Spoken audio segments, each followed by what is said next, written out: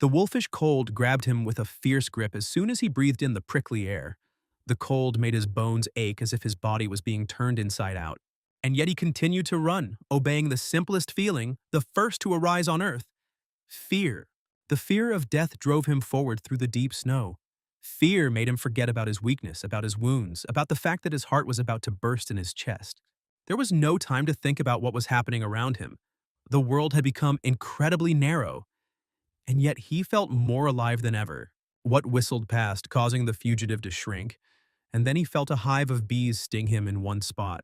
Having received another wound on his leg, he could no longer run and collapsed into the stinging, prickly snow.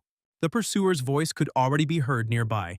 He was mocking the fugitive because the chase had been too pitiful. It would have been easier to die on the spot. The hunter was not alone, and he held a long, straight sword in his hand. He knew his victim and brazenly addressed him by name. If only he hadn't made that strange bet in the game that day, the boy thought. That must have been when everything went wrong. A certain High Lord offered him to complete the game in an unusual way in exchange for the fulfillment of one wish. Never before had the player seen anyone in the veteran chat offer such a bet. But the possibility of becoming rich caught his attention, although at first he treated everything with a degree of skepticism. He had just completed a game called The Hero's Path, as Baek Yu-jun, the very one whose place he had taken. Even then, the guy was wary that no one in the chat saw this message with the bet offer. The Hero's Journey is a game in which there are gates between worlds, and hordes of monsters constantly come from them. Set in the modern world, players control hunters who fight against these creatures, and the game caused a sensation when it was first released. It was a well-thought-out world with many adventures and unexpected discoveries. With 5 playable characters, the game could be started from different locations and positions, and despite being a single-player game, it quickly became popular. However, this did not last long. Even a year later, not a single player was able to complete the game completely. With the death of a character, they had to start all over again.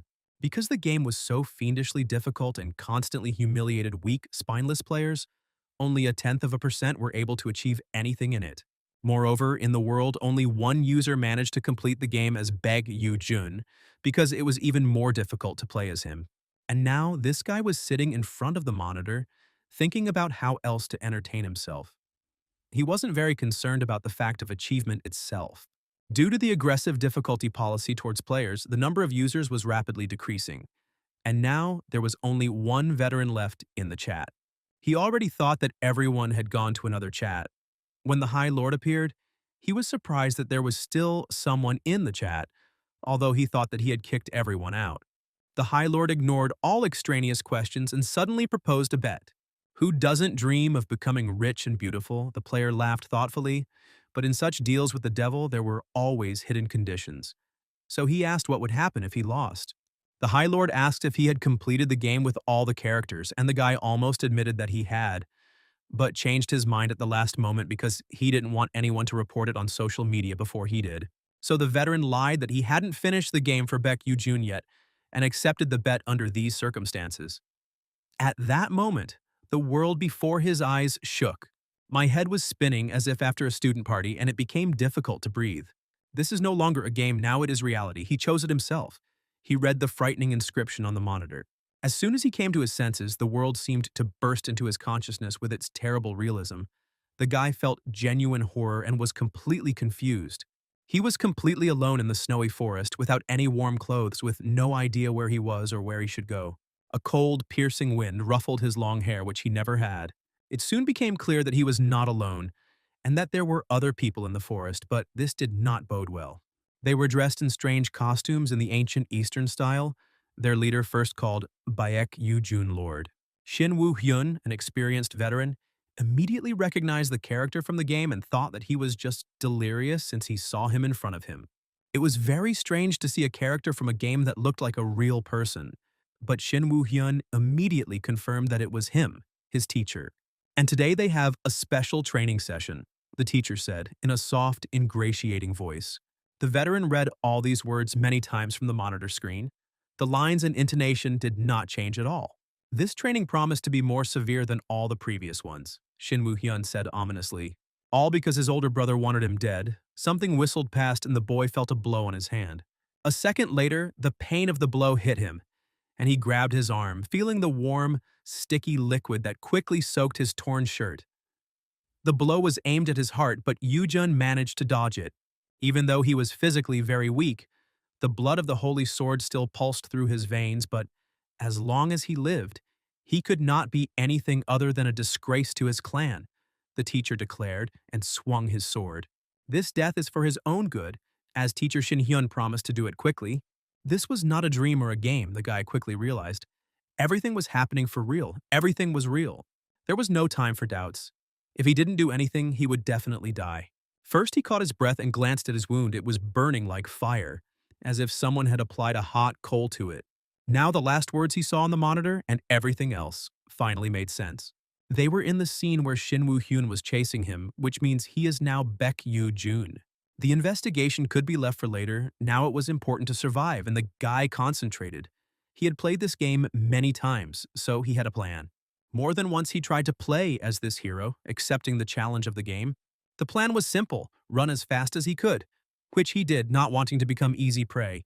He ran until he felt like he was about to spit out his lungs, as if they were being torn apart by a steel brush. The enemies were much stronger and more resilient than Yoo Jun, so they quickly caught up with him. For Shin Hyun, it was also akin to a game of catch-up. The teacher maliciously consoled the master, promising to send his servants, including Sun Min, to the next world after him, so that he would not be lonely. But while they were talking, the snowstorm suddenly became noticeably stronger, and the tracks that the group of pursuers had followed were already practically hidden under a new layer of snow. Soon they could no longer see the nearest trees behind the white blanket of snow, but this was exactly what the guy was waiting for. He cursed filthily, mentioning Shin Hyun's mother, and sent him away. Before he could respond to this impudent insult, wolves jumped out into the clearing. Under the cover of a snowstorm, they crept up on the people unnoticed. Cold and hunger forced them to take a risk and attack the man. But Shin Hyun was an experienced swordsman, so he finished off the beast with one swing and then collapsed onto the snow at the same moment. The blizzard became even stronger. White flies made the backs of the remaining hunters barely visible. It seemed like they had attracted the ice wolves with their cries, Shin Hyun realized. But he didn't show the slightest bit of concern. But things weren't going so well for the rest of the pursuers. The ferocious wolves were tearing them apart. Such a picture caused nothing but contempt in the senior warrior. For a man to be afraid of some beast, most of his companions would be useless in the future anyway, and the wolves had to be gotten rid of as well. But first he wanted to finish what he came to this forest for. However, taking advantage of the confusion caused by the appearance of the wolves in the snowstorm, Yoo Jun escaped. The fugitive himself was not able to get far. At first he wanted to stop the bleeding and found medicinal herbs under the snow. However, it didn't work right away, and at first he doubted that he remembered the recipe correctly. However, a moment later a system message appeared and informed him that despite his inexperience, he had already managed to create a new ointment. Once the medicine started working, the wounds started to heal, and in addition, Yoo Jun gained resistance to cold. Now he could breathe a sigh of relief. The skills from the game seemed to work here. Maybe playing for other heroes was forgotten, but Baek Yoo Jun's path could hardly be forgotten. Because it took 2 years, on the other hand, it did not bode well. Now he was Baek Yoo Jun, the junior heir of the Holy Sword clan, whose pavilion was located high in the mountains, and was more like a palace. It was founded by a great warrior who was called the God of War for solving the problem of the gate many years ago. The founder himself disappeared, but his clan continued to prosper thanks to the records he left behind. Baek Yoo Jun was 5th in line to inherit this great clan. The hellish difficulty of the game now felt immeasurably terrible on this side of the process. Thanks to the herbs, the guy saved himself from the cold and blood loss, but the effect was temporary and would last no more than half an hour. Every decision he made now determined his fate. At least he had the hero's path system, and it worked on this side too. Currently, all of his stats were at the lower 6th rank, such as strength, agility, stamina, mana, no innate talents and skills. In this world, he is a ragamuffin despite his noble origin. This passage always began with mortal wounds and the threat of freezing to death. It did not forgive the slightest mistake. The presence of pursuers was also not cancelled. The Ice Wolves would gain some time, but they would not be able to break Shin Woo-hyun himself, especially since he had an artifact in his hands that could track down Yoo Jin. He might as well have hung a beacon on himself, but the experienced veteran knew one way out: the forest of labyrinths, and headed straight into the lair of death. Meanwhile, his pursuers had already dealt with the Ice Wolves. A pendant lit up on Shin Hyun's chest. And it was this that unmistakably showed them the location of the heir. This time, the teacher intended to catch the negligent student. The fact that he managed to escape twice had already angered the hunter considerably. However, everyone understood that the fugitive was heading into the labyrinth forest, known for its danger. Shin Hyun firmly stated that they all had to risk their lives to complete the task. He was overly confident. In order to gain the position and recognition of Ran, he was willing to take this risk. The world of Heroes Path was not much different from dozens of similar games. There are gates of different levels, and monsters that come out of them, as well as hunters who fight them. The level of the hunters also varied, as did the difficulty of the tasks. But the Forest of Labyrinths was an area that all hunters avoided. The monsters that lived here were beyond imagination, and meeting them was the last for anyone. This place was hell, and Yujin tried to walk as quietly as possible so as not to inadvertently give himself away. The monsters on this mountain built their own ecosystem. They became new life forms and lived here like ordinary animals. It's obvious that the weakling Baek Yujin will definitely die here without strong security. He wouldn't have ended up here if his teacher Shin Hyun, who had taught him since childhood, hadn't betrayed him, deciding to support his older brothers for the sake of more profitable prospects. When the youngest heir began to cast a shadow over the entire pavilion, they decided to get rid of him.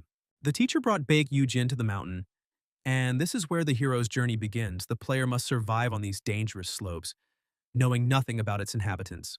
The sensible thing to do would be to simply return to the clan under the protection of his servants, where public murder is impossible, but instead the player came to a remote place where he found a marker stone in a clearing. It was a secret place on Mount Sorak that no one knew about, and the stone said that those who lacked courage would perish.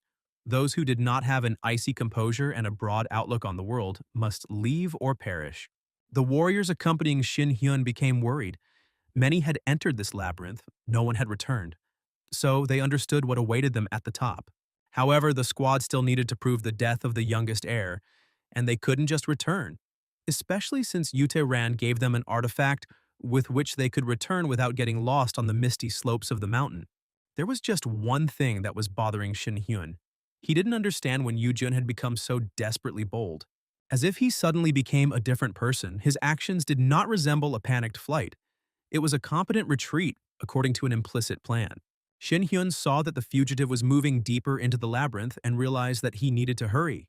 Yujin's tracks were not yet covered by snow. He had walked this path only recently, and due to his wounds he could not walk quickly, although he managed to stop the bleeding. So Shin Hyun led his men on the trail. The plan was simple: catch up, destroy, and manage to return before the monsters intercepted them.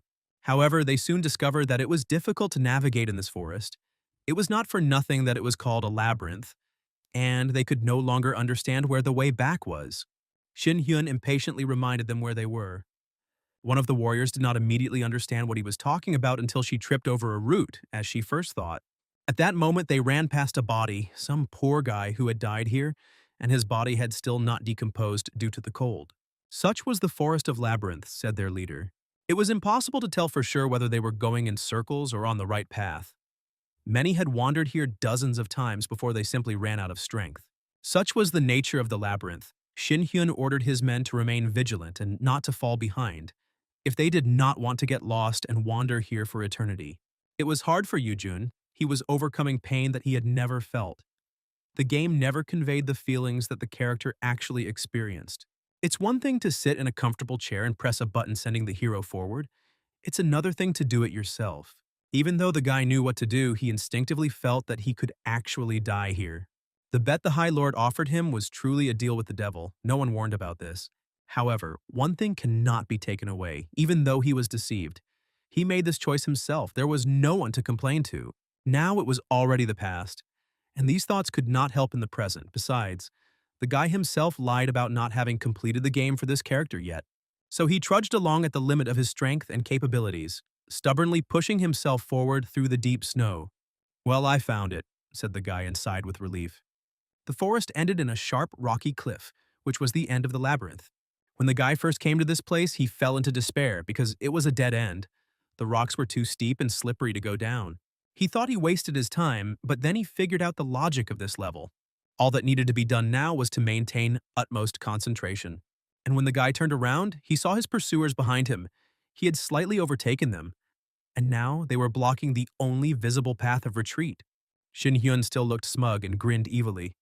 He no longer addressed Yujin as Lord. All his resistance was in vain. After a long run, the student still wandered into the abyss, Shin Hyun said. The boy already knew the answer, but he still asked the teacher when he became Yu Tae-ran's dog, and why he did it. Shin Hyun chuckled again, amused that Yujin had only just realized the obvious. Yu Tae-ran's strength matched that of the Holy Sword Clan, so he had a better chance of becoming the leader. And so Shin Hyun chose his side. It was the winner's choice. This exchange of lines served as another test for the player. Now he was convinced that everything was going exactly according to the script.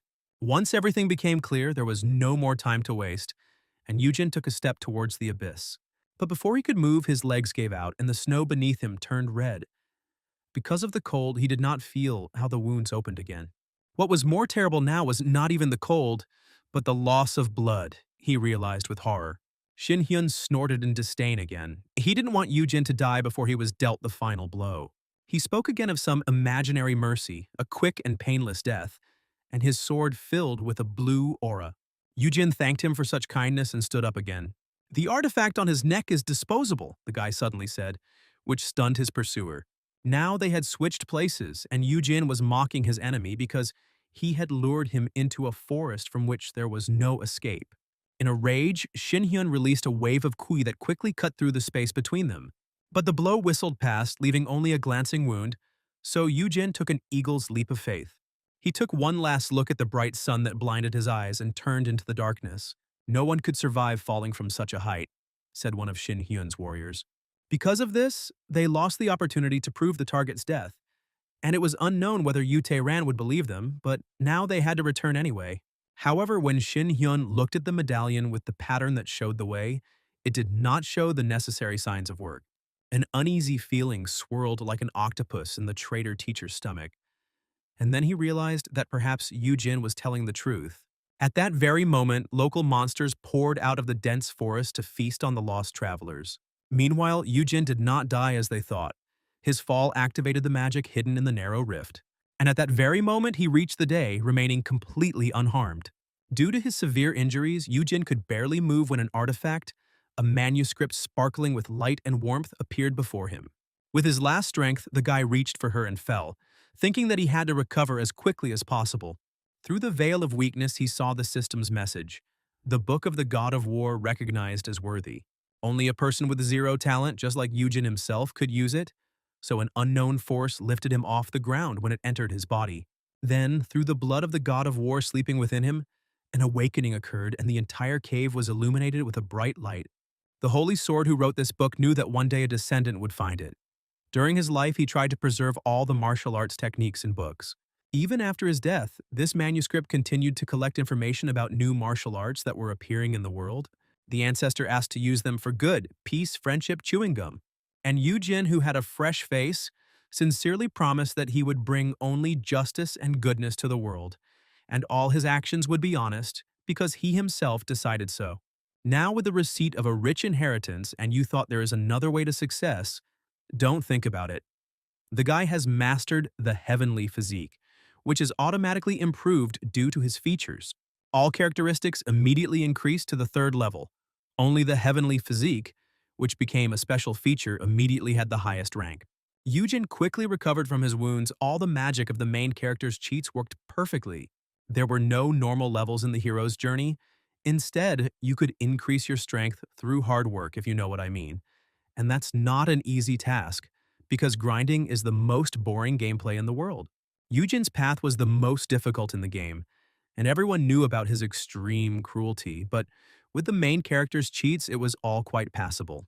It was for this book that the guy took the risk, because such bonuses justified everything and made the passage much easier. First, he had to master the heavenly physique, his main feature, which actually increased the speed of learning techniques and the speed of reaction, as well as power. Not only could you level up quickly with this cheat, it also allowed you to gain new skills. As if these cheats weren't enough, the Book of the Holy Sword could give him unique skills that no one else could possess. They would also come up with a button to win the game. This unique ability is extremely powerful, the boy thought. Any skill that existed in the game could be learned. And this did not only apply to martial arts. Cleave mountains, rip out soup, defeat everyone with one blow, cheats defeat everything except boredom and baldness, as we know. Unfortunately, it was impossible to learn magic or alchemy, but there were other ways to get around these restrictions. The first thing the guy decided to do was distribute the points he got from the system. There was no point in acquiring sword techniques now, as it wouldn't give him any strong advantages. But the technique of movement was very useful. If you can't win, you can always just run away from a strong opponent. This skill is good both in combat and in avoiding it, and the Book of the God of War strengthened the skill itself, and the guy could do some interesting things. After that, he had to choose one of 3 proposed tasks, although they all had vague and disgusting names. The guy chose what was called Forgive Me, Great Ancestor. Let me be a bandit just today. After which a secret passage in the rock opened. This quest opened up a maze-like path, and if you found the exit, early stage rewards would be waiting at the end. In essence, this is a reward for finding the Tomb of the God of War. After that, everything was simple. Meanwhile, Shin Hyun's squad was not doing very well. In fact, they had no business at all because the terrible monsters had killed everyone. The only one left was Shin Hyun himself, who hid in a tree and crouched there like a sparrow. Only from behind could a treacherous whisper of a forked tongue be heard, and in a moment it was all over. But everything was going well for Yujin, and he laid out various mushroom roots in front of him. Now he had all the components he needed, the guy thought, looking at this goodness, the root of the sun, the root of the fire spirit, and even fire ginseng. After this, he was probably in for an exciting trip to the toilet. All that remains is to open the chest and complete the task. Inside there were also all sorts of things, a root and some kind of bag. The guy completed the task and received another reward. It seems the whole difficulty of the game was to find a hidden Easter egg at the initial stage. As soon as the chest was opened, all the items were moved into a bag that replaced the inventory. The hero grinned. He thought he got everything fairly. Hundreds of wuxia novels began exactly the same way. Throwing on a black cloak with a dragon on it, he was ready to head back home. This thing also had its own interesting properties, but there is no desire to list all this fraud. The territory of the Holy Sword Clan was limited by patrols where sentries lived, who watched the passages even in winter. The guards themselves were having fun out of boredom and hardly looked after the road, so discipline in the clan was questionable. And now the security guard was playing a video game that somehow ended up in the ancient world, and didn't notice that someone was standing by the window. At first he was surprised and scared, but then he recognized the face of Mr. Yoo-jun, who demanded that his servant Seung-min be brought to him, after which he lost consciousness. His sleep had been going on for 5 days now, and it had scared all the servants. But the doctor asked them to be patient and wait. His name was Jun Won, and he was the balding doctor of the entire clan. He immediately realized that the reason was not in the heir's wounds. Sun Min wondered what else could be keeping his master awake, he asked. It was difficult to understand what was happening because the young gentleman had no injuries on his body, although his clothes were stained with blood, and he himself looked as if he had become even healthier than before. Perhaps he was having a nightmare because when the boy woke up and suddenly jumped up, he screamed in horror. The doctor and the servant were glad to see that he had finally woken up. However, the guy did not immediately understand where he had ended up, although the characters' faces seemed familiar to him. He had so hoped to wake up in his reality, but now it was like a dream within a dream. As if wanting to check this, he opened the shutters and looked out the window. On the pavilion platform, warriors were training, and above everything, the pagoda of the main master towered without a doubt. This was still the world of the game. Different masters went about their business to fight with gates of different classes. This is what appeared before the guy's eyes. He stood by the window for a while, hoping that everything would disappear like an obsession. But the Holy Sword Clan and its house at the same time did not disappear. All his dreams went up in smoke, and he realized that he would have to get out of this abyss himself. Realizing that he had not dreamed it, the guy became despondent and hung his head. Yoo-jin admitted that he had a headache, and the doctor agreed to bring medicine, and Seung-min went to get food. But before that, the master wanted to ask for something else and detained the servant. It was necessary to find out what day it was today, since he had slept for 5, so it was the 15th day of the month. The year is January 2035, said the servant, and a system window appeared in front of Yoo-jin. Of course, all this was not a dream. He just returned home, the guy realized. Later, he ate the good meat with great pleasure and thought about what to do next. Even though Yoo-jin had returned to the clan, this place was hardly safer than the icy wastelands. Still, in this place, many fight for supremacy using fists. Fights are common here, with children of the main clans fighting for power and influence. Yu Tae-ran, the eldest among the main heirs, was the one who wanted to get rid of his brother, and there was no reason to expect kindness from the others either. They once had 3 more children, but they were all killed by order of Ran, which was part of the usual struggle for power. He got rid of competitors in advance. Some of the children joined Ran while others resisted his will. But Ran justified his horrible actions by citing a struggle for inheritance. He already had a strong coalition of other warriors, so going against his will was pure suicide.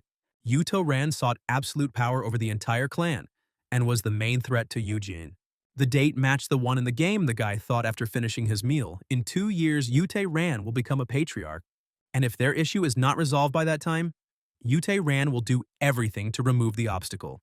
In order to defeat him, it was necessary to reduce the monstrous gap between them in a very short time. For now, Ran had left to close the gate, and he would be gone for 2 months.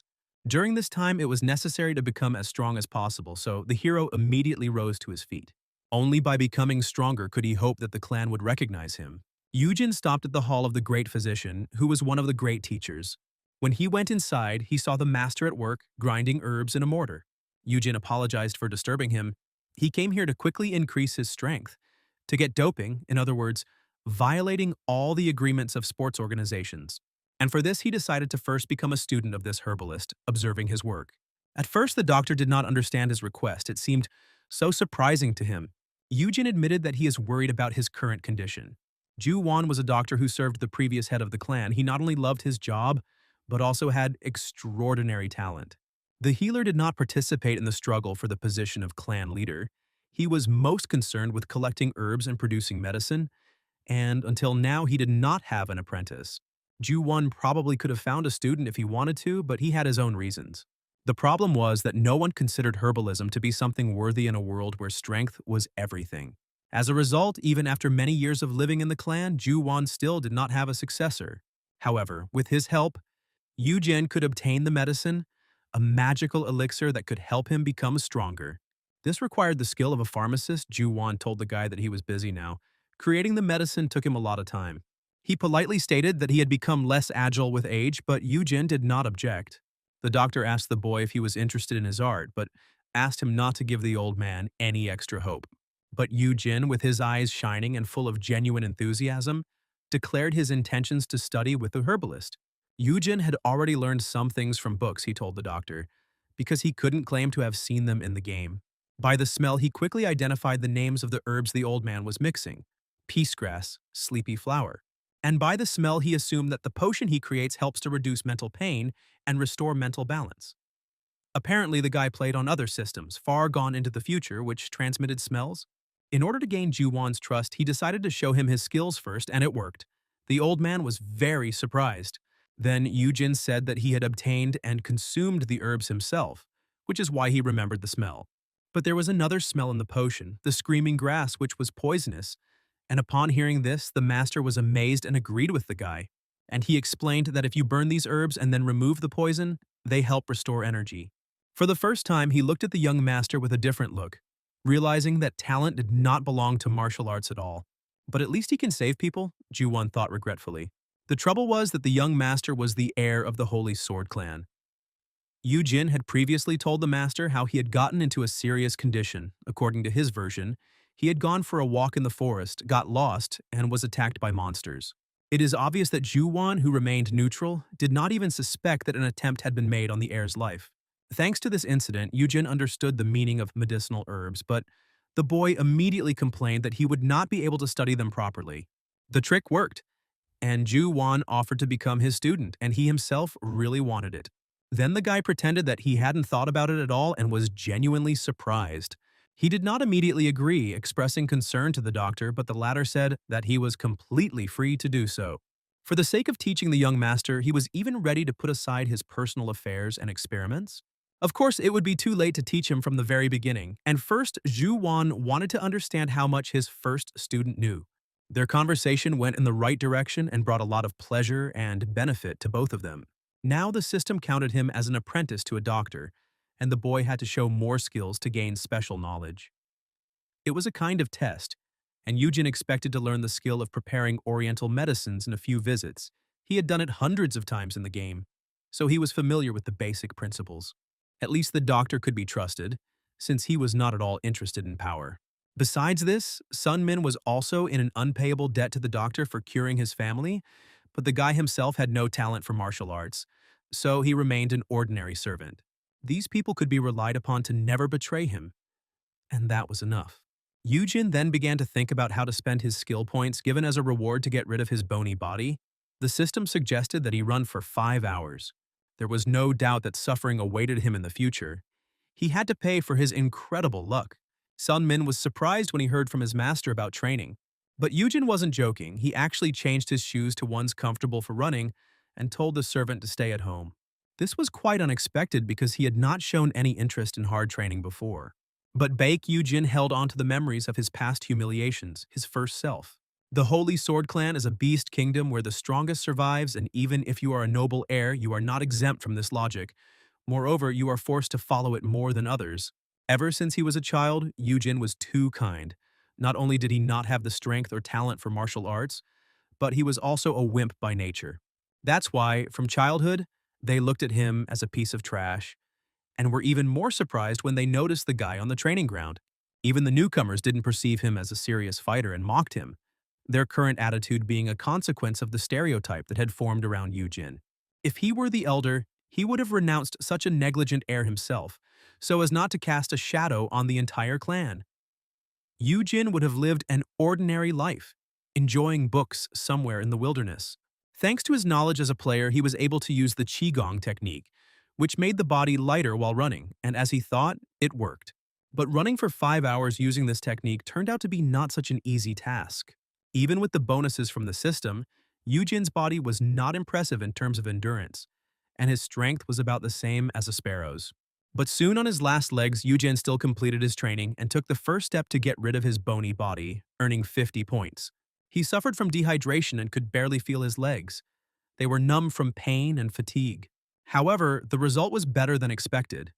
In just one run, he significantly improved his basic performance indicators. Everyone should have this in life. Then someone made a disdainful comment about his smell, and Yujin's face immediately darkened. Some large-looking clan acolyte had clearly come to mock him, considering this area his own. His name was Yu Kong Ho, and he was Yujin's brother, which meant he was also the heir to the clan, tall, strong, with a pretty face, the worst brother in the world. His appearance came at a very inopportune time as Yujin just wanted to leave. Kang Ho stated that the stench was making it difficult for everyone else to train. This part was also according to the script. So Yujin expected something like this. He greeted his brother with feigned politeness, as if he hadn't just been insulted. He hadn't appeared on the set for a long time, so Kang Ho couldn't miss such an opportunity to make fun of him. And why does he need training? His brother asked mockingly while Yujin was thinking about what to answer. No matter how much a weakling trains, he will remain a weakling, Kang Ho declared, acting like the last arrogant snob. The third son of the Holy Sky Clan, he was a notorious scoundrel, and there were many rumors about his antics. He spends the clan's funds as he pleases, drinks a lot of illegal drinks, and generally leads an unsportsmanlike lifestyle. As soon as he steps outside the clan's threshold, he immediately gets into some kind of trouble. Yujin stuck to his legend and said evasively that he had recently been attacked by a monster and that was why he had decided to take up training. All because he didn't want to become easy prey next time. The brother said that this was all a waste of time and offered to turn to him for help if needed. Despite such a generous offer as he passed by Yujin, he gave him a very noticeable kick in the face with his knee. Kang Ho chuckled, making it clear that all this was not a coincidence, calling for him to contact them at any time. And it became clear what kind of lessons these would be in the role of a punching bag. Having sufficiently confirmed his inflated self-esteem, Kang Ho and his friends left, and Yujin promised himself that from that moment on, his brother was dead to him. I really wanted to answer that way, but I didn't have enough strength for that. The guy wiped the red juice running down his face. Now is not the time to make a statement. First, you need to become stronger, he repeated for the 5th time in this story. Where is strength, brother? Yujin had been doing the 2nd stage strength training all night, and was now studying the treatise. Now he had quite a lot of points that could be invested somewhere. But for the most important skills, he needed to save up a little more. So tomorrow he was already expecting the right build. This was a skill he planned to steal from Yun Seong-ha, a rank 1 hunter, attribute demonstration. The skill itself was inexpensive in points, despite being a first-rank skill, but it was very mana-hungry when used. But the guy planned to cover this weakness with thousand-year-old ginseng. On the other hand, there were also triple fist and fifth leg techniques, but they were inferior in strength to the skill. Having finished thinking, the guy closed the book. He had an important event coming up tomorrow, and he grinned maliciously into the void at his brilliant plans. The next morning, he continued working on the steps to get rid of the bony body. At the same time, he demonstrated his amazing knowledge of herbs in order to win the favor of the doctor. The guy knew quite a lot about herbs, their properties, and processing methods. For example, some poisonous herbs were dangerous, but after roasting, they were completely usable. Ju Wan almost burst into tears, realizing that he had been given a very skilled student. The next 4 days, the guy spent taking herbs and training his bony body, until finally his herbal processing skill increased to the second level, which increased the rank of the tools he created. Ju Wan praised him for his success. In just a week, the boy had learned what it would take years to learn, and the doctor attributed it all to talent. You can notice that, just like in the game, others couldn't see his status. But now something else was more important, and the boy thanked the old man for the lessons. He said that he needed help in preparing a certain drug. Ju Wan promised to help and asked what kind of medicine it was. Then the boy laid out in front of him the thousand-year-old ginseng that he had received as a reward, and other valuable herbs which delighted the old man.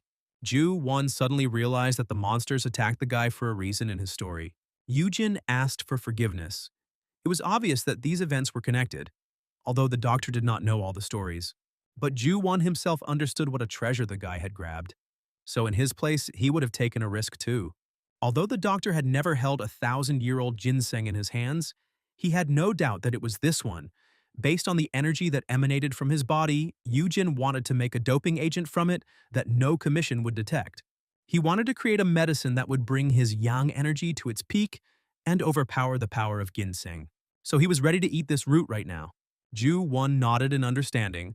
Now he understood why the boy had trained hard for several days to prepare his body for absorption. Inspired by his plans, the selfless doctor decided to get down to business immediately.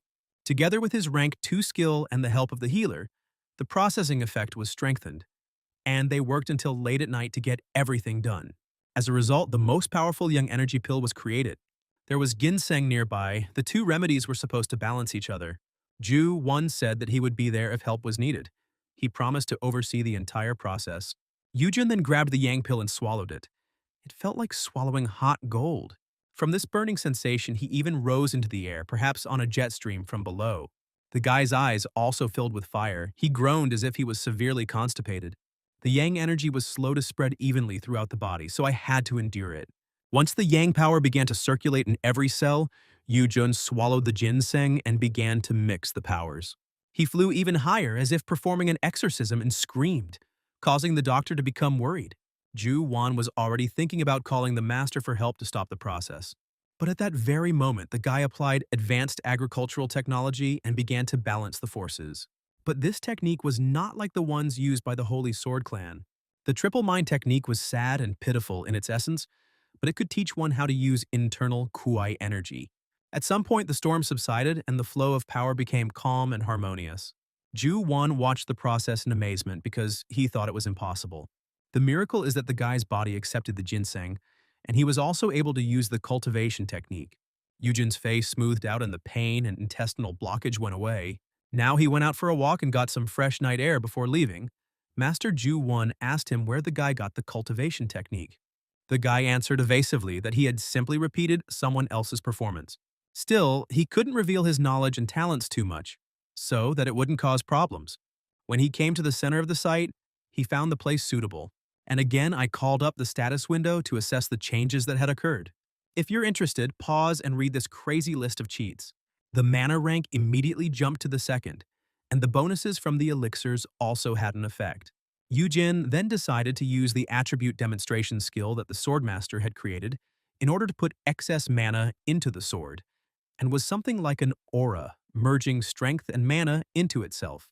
Yoon Seon-ha, one of the characters in the hero's path, had a unique ability called Dragon Heart, which gave her an insane amount of mana, so she constantly used attribute demonstration. Now it was Yu Jun's turn to show what he could do, and he directed all his strength into the stone slab, not caring at all about the hard work of the masons who had to repair the platform after each such demonstration. The impact cracked the tile, but that was not the only effect. The entire area within the impact radius was covered in ice. But even one such blow squeezed all the strength out of Yujun, so for now, his pumping did not look impressive.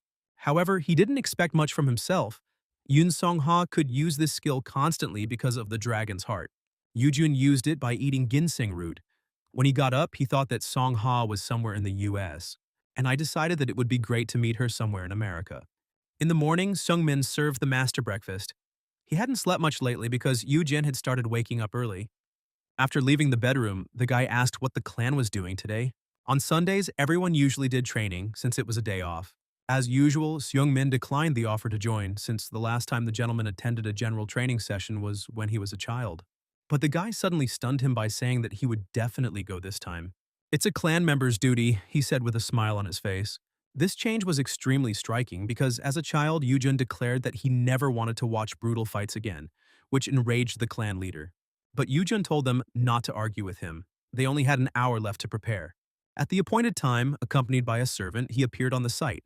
Noticing him, the other students immediately began to whisper, not hiding their ridicule. In keeping with clan tradition, new students studied together every morning. And the combat instructors were watching their training. These were ordinary troop reviews, but Yujin considered them useless. The clan leader was also present, but Yujin looked at him very cautiously. Yumu Hak, who sat on the throne with a stern face, as if he had been suffering from constipation for a week. The pressure on the students was no joke, and there were other instructors present. Then a girl who was sitting in the place of the senior disciples of the clan approached Yujun and asked how he felt after the attack of the monsters. Yujo Yeon, the eldest daughter of the Holy Sword Clan and his sister, smiled softly at him. The guy thanked her for her help and said that he recovered with the help of Dr. Ju Wan. But then Kang Ho contemptuously called him a pathetic loser. For a member of the Holy Sword Clan to be in danger of death just because of a monster attack was an unforgivable shame. Yujun really wanted to answer but decided to hold back as much as possible for now. Next to Kang Ho sat their younger sister Yu Min, who remained indifferent to everything. Kang Ho didn't calm down and remembered that recently their younger brother often visited the treatment room, where he belonged, since he had no martial arts skills. Yujin could not forgive this, although he was going to behave more gently, but he realized that it was time to move on to the main event. The bastard snorted in disdain again and told the pathetic scum to come to him after training to receive a special lesson in swordsmanship. And then Yujin resolutely asked his brother to slam the barn shut. It sounded so abrupt and so unexpected that everyone turned to look at the youngest heir in amazement. Then Yujin continued as if nothing had happened, and stated that his brother should have taken better care of his oral hygiene after his clubbing, especially because of his bad smoking habits. Since he has time to run after girls, he should brush his teeth and tongue more often, Yujin added and grinned. Kang Ho was so insolent that he shook with anger, even though he had behaved no less offensively before. But before he could say anything, Yujin had already approached the clan leader to ask him for a favor. He wanted to study martial arts again, and that was his main task now. The clan leader waited for a while before answering, and then asked him what he was doing in this place where only those who were interested in martial arts and had talent for them could be. Then Yujin admitted that he had recently developed an interest in martial arts. The leader reminded him of his own words because Yujun didn't want to learn techniques for killing people. The guy did not deny his words, but after the attack of the monsters, he changed his mind. Such was his legend. Instead of dying without a fight, he wanted to be able to do something for the sake of the fight for survival. Now Yujun wanted to study martial arts with one of the four masters. But Kang Ho spoke out sharply against this, saying that it was simply ridiculous. Even stray dogs would understand how ridiculous it was. The clan leader agreed with this objection. It would be a waste of the master's time to teach someone who had neither skills nor talent. And even more so if a combat instructor were to teach him. His brother said harshly. But what if he has talent? Yujun asked, not at all embarrassed by the refusal. Now everything was going exactly according to script, so he was prepared for the head's refusal.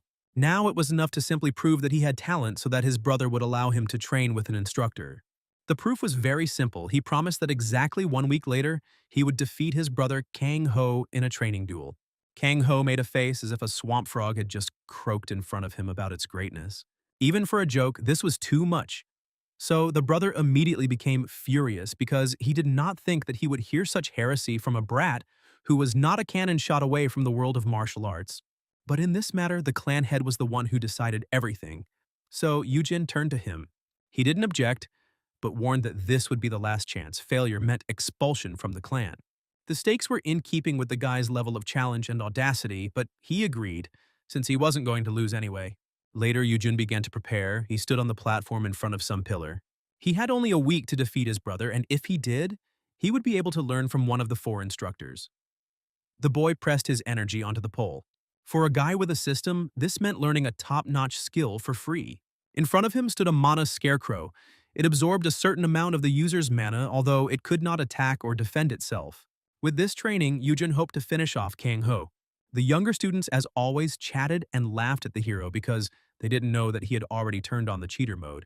Everyone knew the stories and tales about how Yujin ran away from his brother in tears many years ago. Meanwhile, the hero himself was practicing the triple fist technique. It was a basic art that was usually used by gangsters on the streets, jabs, elbows, and uppercuts. He then used a qigong technique and quickly approached the target, delivering a mana strike. His efforts were observed by another student who watched as the boy beat up the scarecrow who wouldn't fight back. It had already been 3 days since Yujun started this training, but he still lacked stamina, and he himself did not perform any special techniques, so his victory looked doubtful. All this time he ran using qigong, after which he beat up defenseless dummies. But what was even more amazing was that he could use the running technique all day long. No matter how much he jumped, his energy never ran out. It was hard to understand why the guy was studying fist techniques and not sword techniques. Then another instructor noticed that Han Song-ah was looking somewhere and asked her about it. He also asked if she had changed her mind, but Han Song-ah's answer remained the same and she refused. The girl did not want to support young Master Yu Ran and wished the best for teacher Kong Mo.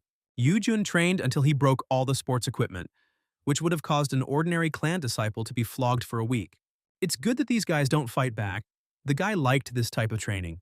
As he had expected, there were no visible changes compared to the game. The ginseng gave him the energy he needed. Then someone approached him so quietly that the guy did not hear it and addressed him.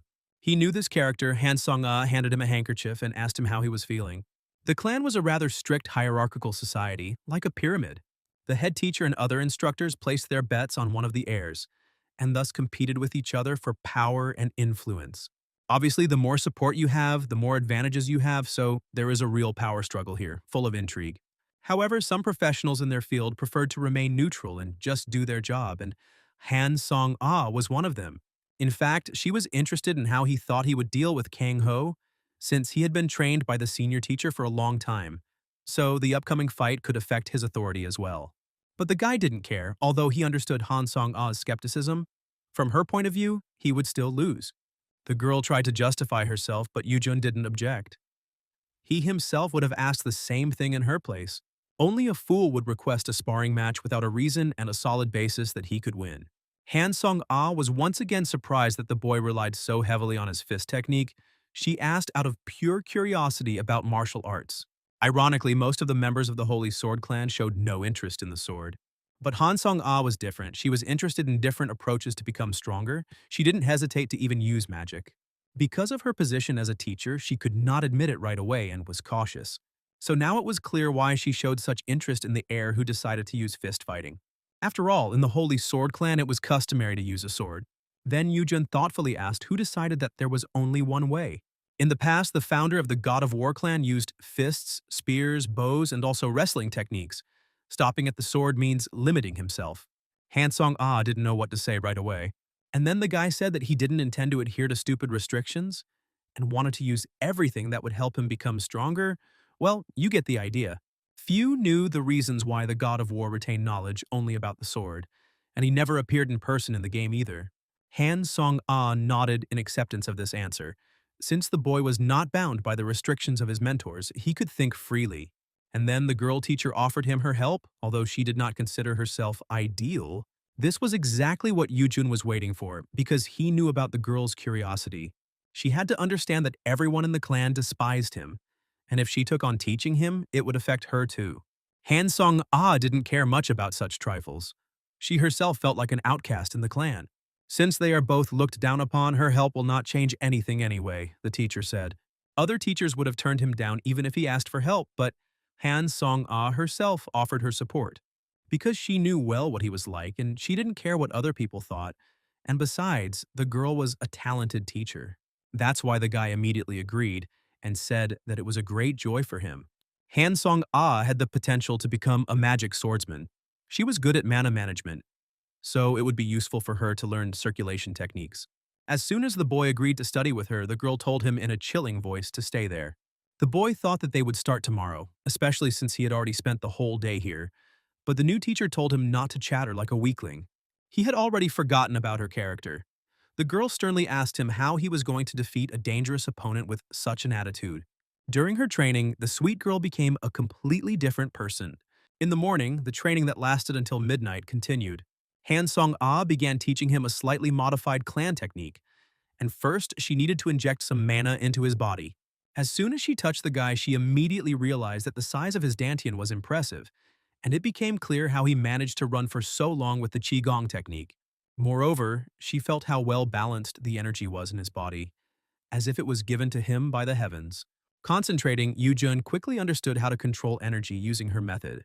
As usual, it took many hours and combat experience to fully master this technique, while the young master had stayed away from martial arts all his life. The size of the dantian was also innate, as was the set of characteristics, and Han Song-ah was in no hurry to judge the guy. But then her face took on a surprised look and lit up with the guy's inner energy. The girl was laughed at every time she refused to serve the heirs. She simply did not see in anyone sufficient zeal for learning martial arts. Everyone only wanted to strengthen their power. However, what she saw in Yu-jun made her change her mind. Not all heirs were like that. The guy's technique was perfect. Having seen her only once, he reproduced everything exactly. It was an incomprehensible talent. With such talent, it was time to fight for the place of the head of the clan.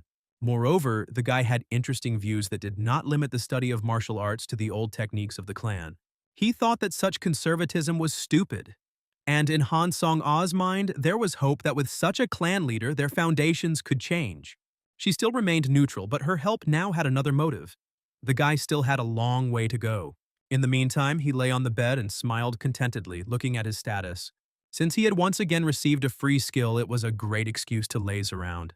From the very beginning, the entire training was needed to attract the attention of instructor Han Song-ah.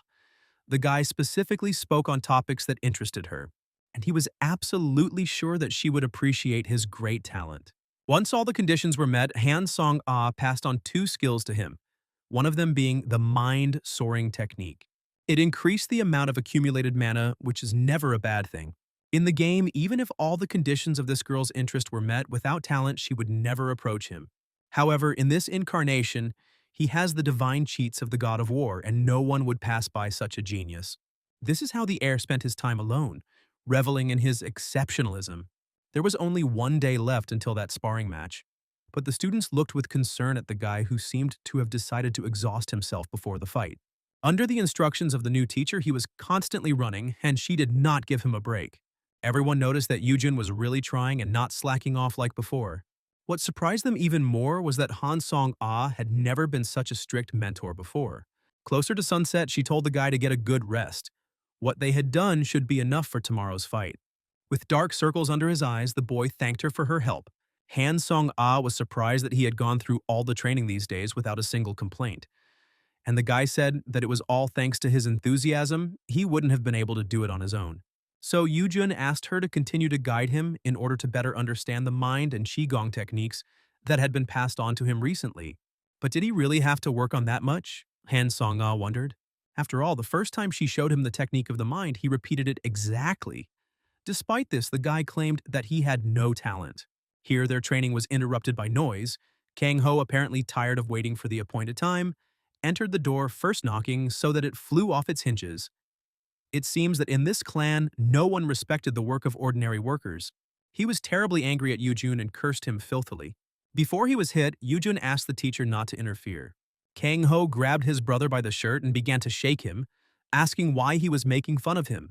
The guy pretended that he didn't understand at all what they were talking about. It turns out that all this time, Kang Ho was waiting for his brother to simply refuse sparring and tell his father about it himself. Obviously, because he couldn't defeat him. Defeating his brother didn't give Kang Ho anything because everyone already considered him a weakling. Then Yu-jun grabbed his brother's hand, moved it aside, and asked him not to be so nervous. He spoke quite calmly and asked his brother if he was afraid of losing.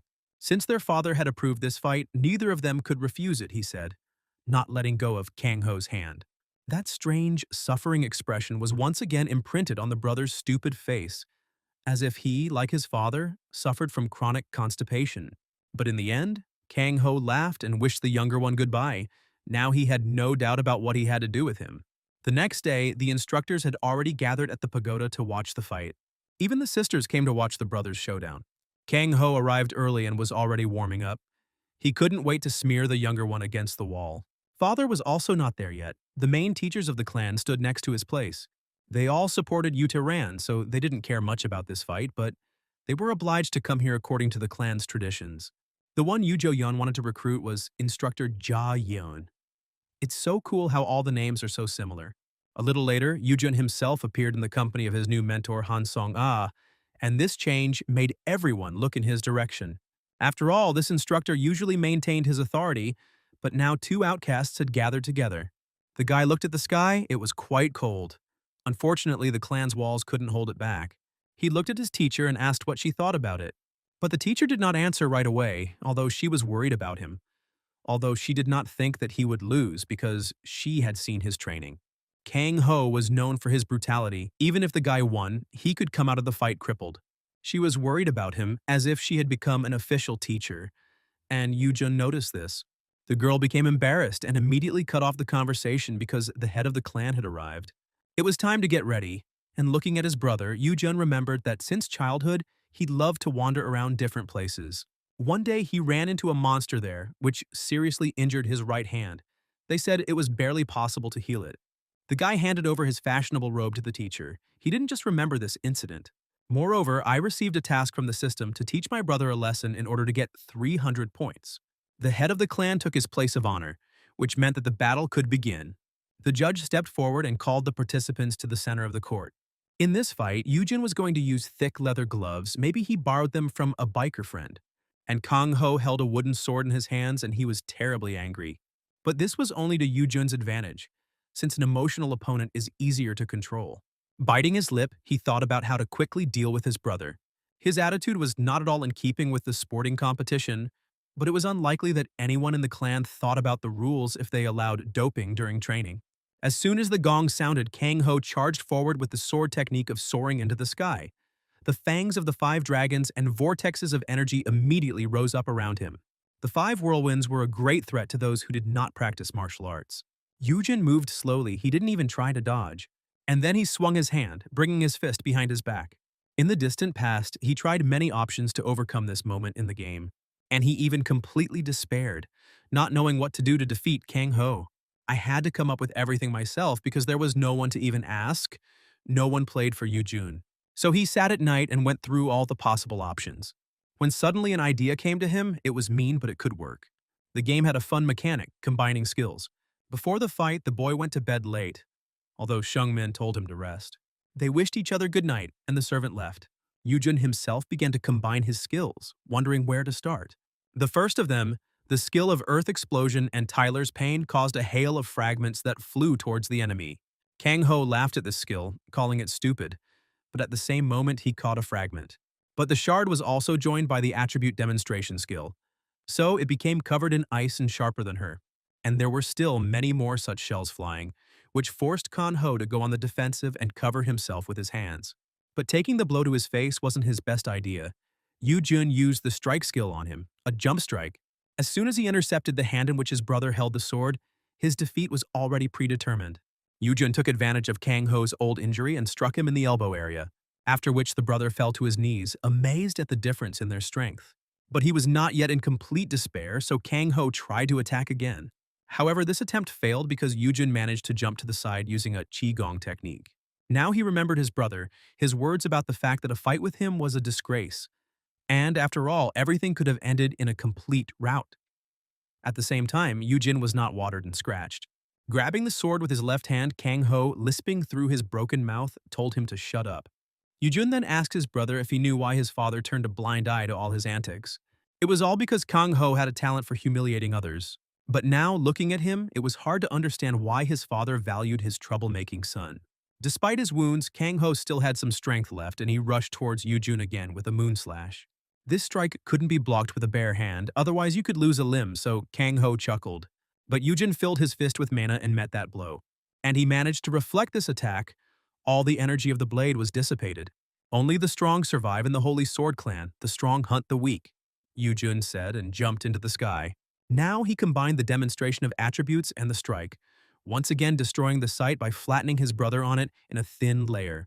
After Kang Ho left to count moles, the system reported that the task was completed and gave him another 300 cheat points. As the strongman, Yujun declared that now all of his brother's finances, house and property would be transferred under his control. Mentor Ja Yan appreciated the boy's rapid growth, who mastered the enhanced energy of attributes in 1 week without mentoring. Although she was immediately objected that Han Song-ah helped the guy, she taught him Qigong techniques and Qua circulation.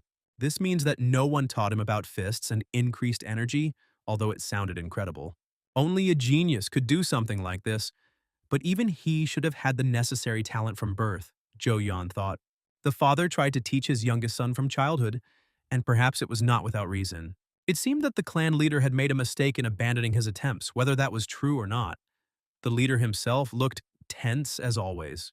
Yujin was breathing heavily. He had used up all his mana in this fight, and things could have ended differently. But Han Song-ah praised him for his excellent performance. She actually thought that the guy would be left without an arm at the very least. It was clear from her expression that if he now asked her to officially follow him, she would definitely agree. If it were a game, Yujin would take the risk, but the teacher would soon become his official mentor, so he decided not to rush things. Then a servant called him and said that the head of the clan wanted to see him. Apparently his father offered him to choose an instructor, and the boy said he would come as soon as he changed. He looked at his brother, who was carried away on a stretcher to the doctor Ju Wan.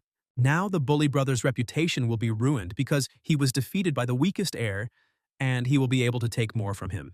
The clan leader's hall was more reminiscent of an imperial throne room. The boss himself sat on it with his usual stern look. Because he couldn't even leave his workplace for a good reason, he had to maintain his reputation. As Yujun thought, his father immediately started by saying that his son wanted to learn martial arts. Only those with talent have the right to learn from the pillars of their clan, the leader said. The question was whether he had talent, although the concept itself is very vague. Yujun was surprised because he thought that he had already proven everything and the answer was obvious. These words could be considered insolence, so the maid even gasped in horror. But the father appreciated this manifestation of the warrior spirit and acknowledged it. However, he immediately added that not all teachers could teach him.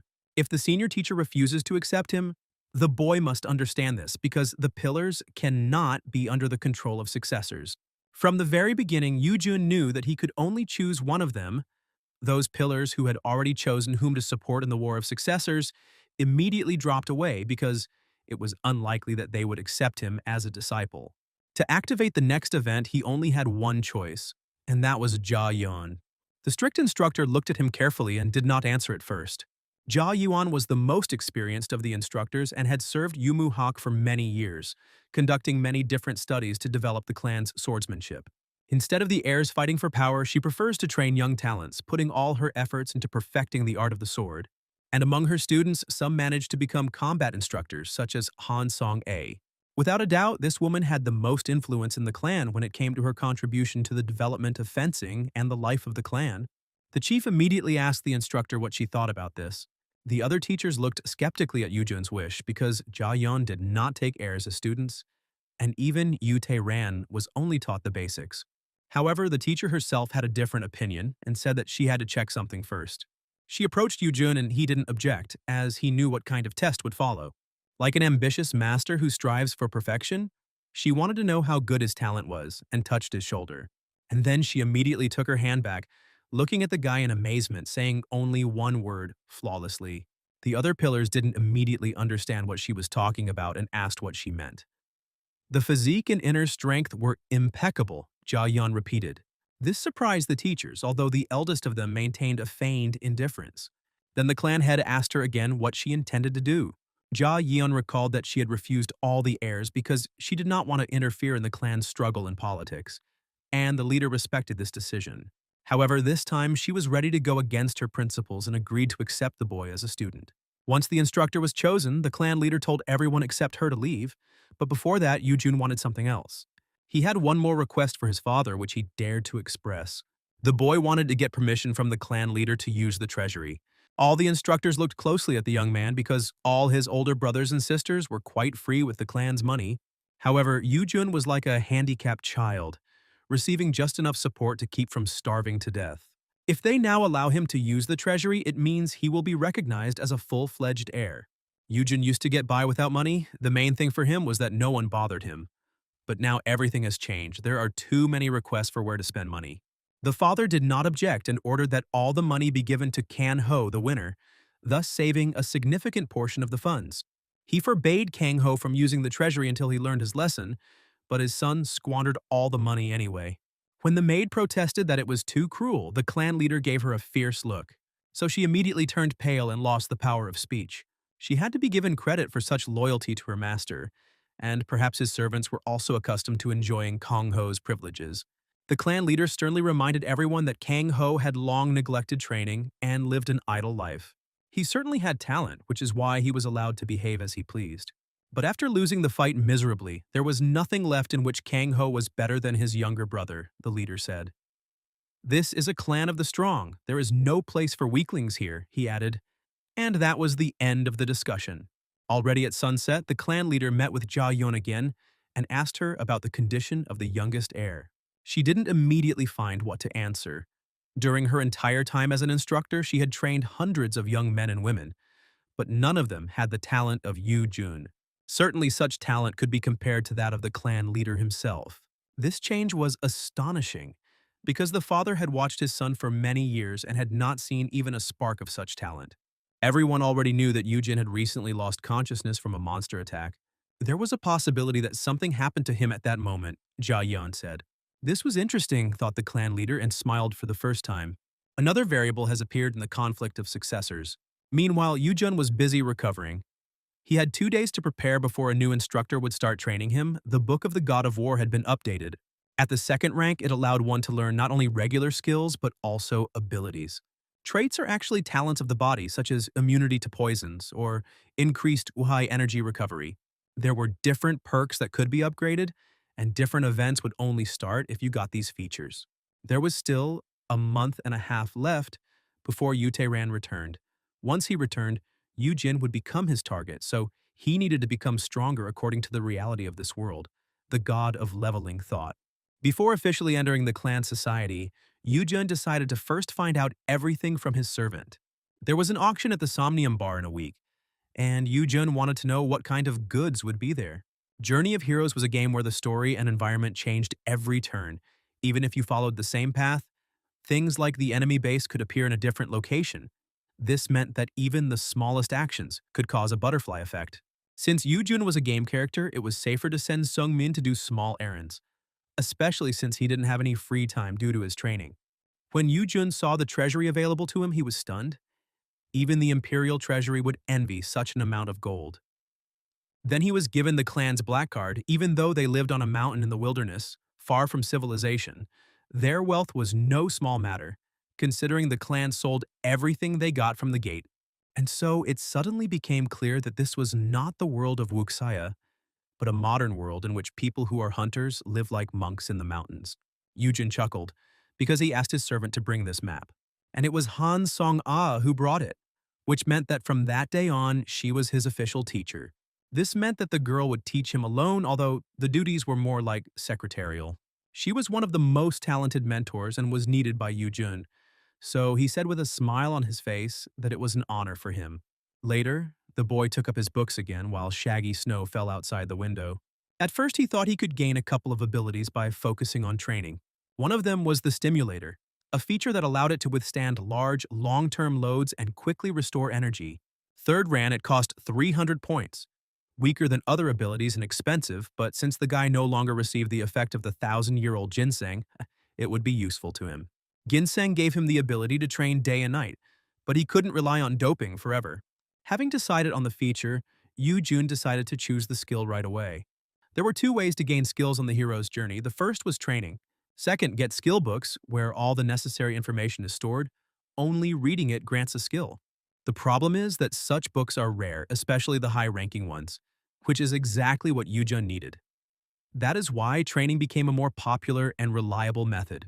Getting a skill book was only possible if you were very lucky, but the guy already had a book from the God of War that he could use at any time. Besides, now he could receive any training from the clan, And this opportunity was also extremely useful. When he arrived at the site, Jia Yan greeted the young master. They started their training the right way with a cup of tea and cookies. The guy didn't mind tea, although he was more used to coffee. Jia Yan took her time and asked him what kind of martial arts he wanted to learn from her. After which she looked closely at the guy with a penetrating gaze. Yushun decided to learn hand-to-hand combat techniques first, which surprised Jia Yan. Usually all the clan's heirs preferred sword techniques. The summoning sword technique was the symbol of the clan, and all the heirs sought to learn it, because it is strong in itself, and mastery allows you to make it even stronger. The guy clearly had to understand what clan he was in to ask for something like that, and how his request sounded. But Yujun stated that he did not intend to give up the way of the sword completely. He wanted to learn all the martial arts techniques, and the fist technique was just the beginning. Just like the god of war did, the young heir intended to use all means, and he heard that Jia Yian was doing research on the martial arts of the god of war. So he decided that it might be useful to him, the guy said, and looked at the mentor. She was surprised to realize that he was speaking as if he was sure that she knew these arts. But in the end, she agreed to teach him. Jia Yian knew the fist technique that she learned while traveling the world. The problem, however, was that she found not the technology itself, but only a fragmentary note about it, a drawing of a key. This meant she was still not perfect, the mentor said. She honestly admitted that if the guy wanted to become stronger, it would be better to learn sword techniques, not fist art. However, the guy did not change his mind and firmly asked to be taught fists. Then the mentor accepted his decision, and they went to the training ground. There were many talented guys among her students, and Yujin realized that the teacher was really good at her job. To begin with, she wanted to teach him 2 movements. For the fist technique, it was like nothing.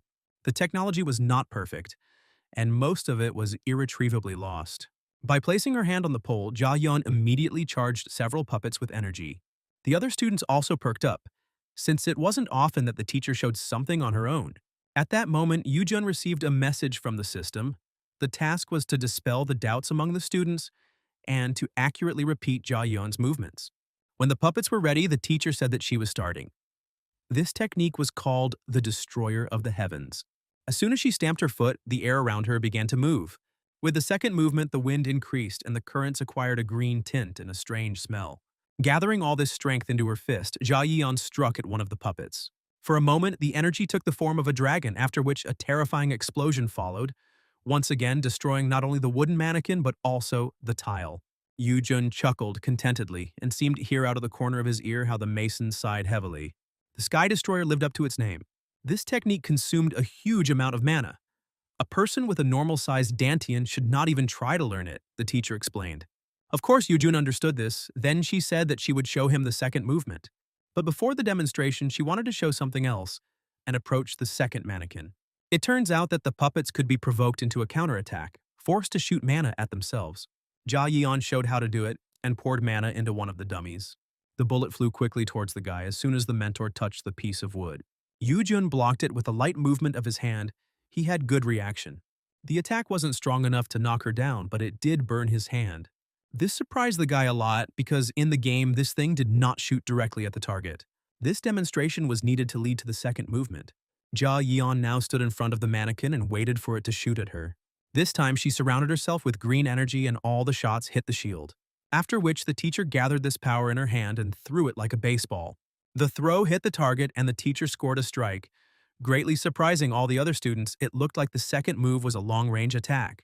This technique was called a return attack. It was quite accurate, although not as destructive as the first one. Only people with good mana control could perform this, Yujun realized. The skill was quite useful and could come in handy in various situations. Jia Yian had never used the second move in combat, but she figured it was a very useful art against mages. Then the heir stepped forward and said that he wanted to repeat these movements. Jia Yian was very surprised because she didn't expect such self-confidence. The students watched everything that was happening intently, although they could not hear their conversation. They already knew that the young master had asked to be trained, although they considered him a weakling even after defeating Kang Ho. Many preferred to see the heir's achievements with their own eyes rather than believe rumors. Jia Yian touched the mannequin with her hand, charging it with mana, and she asked the guy if he wanted to start with the second movement. But Yujun replied that he would start with the first. This made the mentor think because the guy said that he could repeat after her just by seeing the technique once. Moreover, the other students were watching him closely, not hiding their attitude. In case of failure, the heir would again become a target for ridicule. After taking 3 deep breaths, the guy said he was completely ready. Usually, to learn a new skill, you had to practice or get a book. Just 2 options to choose from. After this, the student would undergo training, either on his own or with a mentor, with hard training inevitable in either case. But this did not apply to the god of cheaters because he had the artifact of the clan founder himself. As soon as the dummies shot mana at him, he immediately called down fire. Everyone saw how his fiery energy surrounded his body and repelled the attack of the dummies. This was the second move in which Yujun absorbed the opponent's attack. Now he could gather all his strength for a strike, just like Ja Yun did in the first technique. When the heir hit the dummies, he caused a whole fire tornado, which almost burned down the neighboring barn. The explosion was so powerful that a couple of barns were sure to burn down. As soon as the head of the burnt mannequin rolled towards the students, they immediately and unanimously fell silent. Even Ja Yeon couldn't believe her eyes. It took her years to learn this technique. And here, someone who had never practiced martial arts repeated the technique the first time and improved it. Yujun completed the system's task and received points. He also earned praise from the teacher. She didn't think that the absorbed mana could be used to destroy the heavens. The guy smiled modestly and asked not to overpraise him. He just knew that he didn't have much mana and needed to get it from another source, but even so, the degree of destruction of the tile was not as high as after Jayan's strike. His Skybreaker is definitely loud, but not that destructive. The mentor admitted that as soon as she saw him fight, she already understood that he was incredibly talented. In all her years of study, she had never met anyone more talented than him, and it was unlikely that she would meet anyone in the future. Now she doubted that she would be able to teach the young heir anything at all. As soon as Ja Yeon said these words, Yujun received a new task. It was called the Successor of the God of War. And in order to complete it, he needed to continue following the instructions. The reward was the Go Step skill, which was used quite often, but Yujun was planning to just buy it anyway. But there was a catch to the task. Despite her doubts, Ja Yeon still wanted to teach the boy, and she ominously suggested trying the skill of ghostly steps on herself, which meant the beginning of training with a catastrophic level of difficulty. Yuhun had been working hard all week and was now completely exhausted. The teacher stood over him and praised him for his work, despite the fact that the boy refused to continue. In just a week, he had made a lot of progress, she said. Yujun modestly noted that everything was not so, and he was still far from her level. But these words meant that he was somehow comparing himself with the senior instructor. Dr. Ju-won came to see his progress, accompanied by Han Song-ah. It was strange to see them next to the young heir, so Ja-yeon was surprised. The doctor brought him a remedy for a quick recovery, and they exchanged the usual pleasantries. Han Song-ah also greeted her mentor, who asked what brought them here. Then the guy told Ja-yeon that her student was now also his mentor. And this again caused the senior mentor to let out a surprised cry. Ja-yeon immediately remembered that her student had promised to remain neutral. The embarrassed girl said that her opinion on this matter had not changed. And then the teacher apologized for being rude. She just wanted to tease her. Just in case, the girl justified herself by saying that she had not changed her decision rashly. Ja-yeon had no doubt about it and knew that her student had weighed everything carefully. At this point, Ja-yeon's lesson ended, she informed the young heir, and then she herself started talking about Ran. Everyone knew that he would return in a month, and without a doubt, Yujun was going to claim the position of clan head. It was too late to turn back. His older brothers and sisters would not leave the boy alone until he showed his teeth, although Yujun could join the faction, just like Kang Ho. But the proud cheater, of course, couldn't do that and grinned at these words. Ja Yeon also realized this and said that she was wrong to doubt his decisions. If the other heirs had been alive, it would have been harder for him, the mentor added as he stood up. And again she warned him to be careful with Ran and Jo Yeon.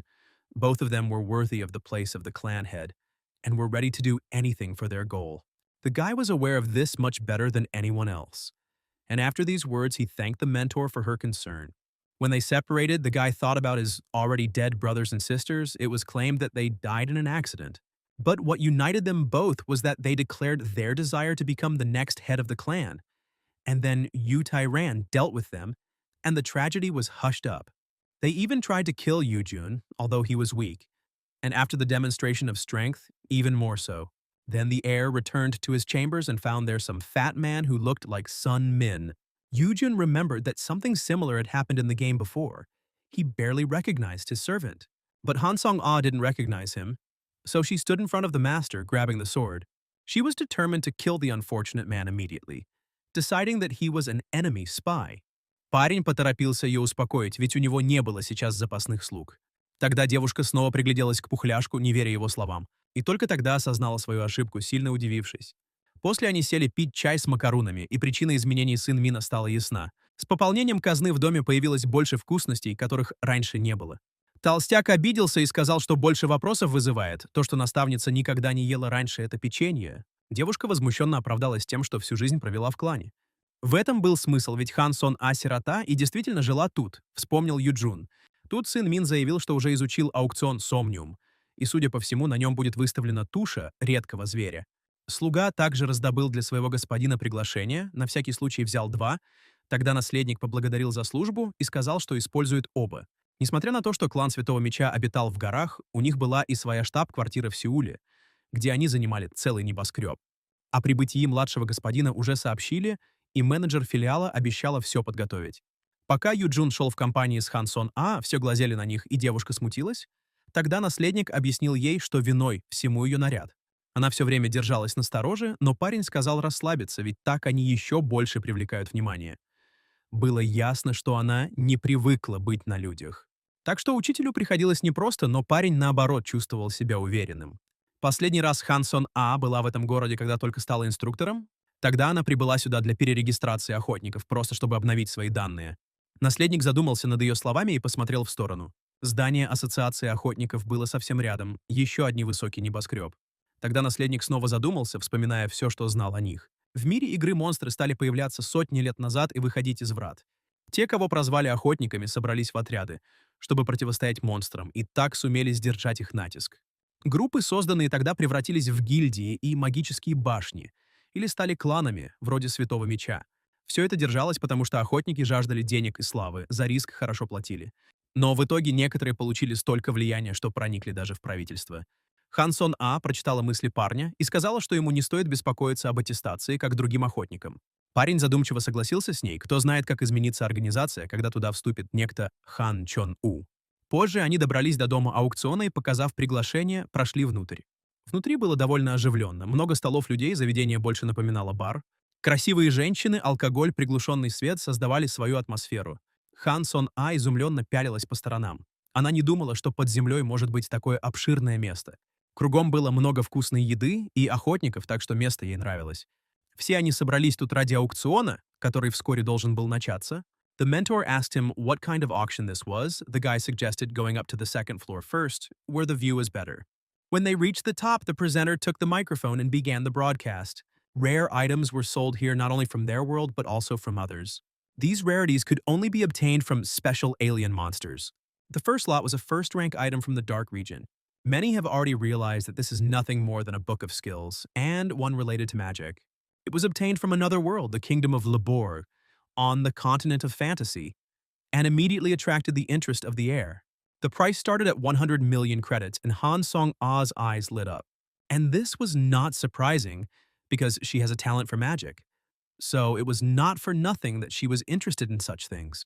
There was definitely a rank 1 feature in the book, but the guy couldn't remember its name, and it was annoying. The price of the lot kept rising and had already reached 200 million. Then he realized that it was time. Here, participant number 18 raised his hand and bet immediately up to 1 billion. Obviously, he was not buying with his own money or was just a fool. He was a strange man with a fish-like face and a smug look. Yujun was waiting for his appearance, so he grinned. The auction is almost over, only 1 lot remains, the host announced. And this was exactly what everyone was waiting for, the main lot of the auction. Hailing from Mount Sorak, the same mountain where the Holy Sword Clan was located, it was the rarest creature of all. The host pulled back the cover, and a huge snow tiger appeared on the stage. Even though he was dead, he still emitted tremendous power. Han Song-ah also felt a huge amount of mana inside. He had only just been brought here, so it seemed like the tiger was still alive, just sleeping. He had been properly treated. So his heart, which served as the source of mana, was fine. All hunters who understood the value of this lot immediately wanted to know its cost, but number 18 showed no participation. The starting bid for the lot is only 1 billion credits, the host said. And the price instantly rose to 2. No one was stingy with the money here. After all, it was a snow tiger, so it was no wonder that other hunters were bidding for it like crazy, Yujun realized. The skin, heart, claws all could bring a lot of benefit to those who knew how to process them. That's why the heir himself made a bet and raised the price 3 times to 6 billion. It was easy for him to bargain since it was the clan's money. Even Han Song-ah, knowing about the clan's wealth, didn't expect this. She immediately told me to be careful with my purchases. The boss could have been furious that such a sum was spent in one go. But Yujin told her not to worry, saying that it was only a small amount of money. They did have some resources, but for the clan they were insignificant, and the father certainly wouldn't be against it. But the mentor never understood what was the source of such self-confidence. But even such a jump in pricing did not stop the hunters, and the bidding continued. As soon as Han Song-ah mentioned careful handling of funds, the guy raised the bet to 10 billion. This completely knocked her out and left her speechless. The auction managers were the happiest of all as they received a solid percentage of the sales. Now number 18, who had been confidently throwing money around, was getting nervous.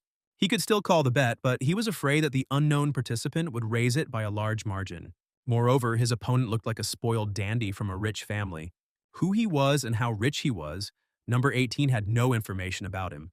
Despite this, he decided to go all the way and accepted the bet, raising it by a small amount.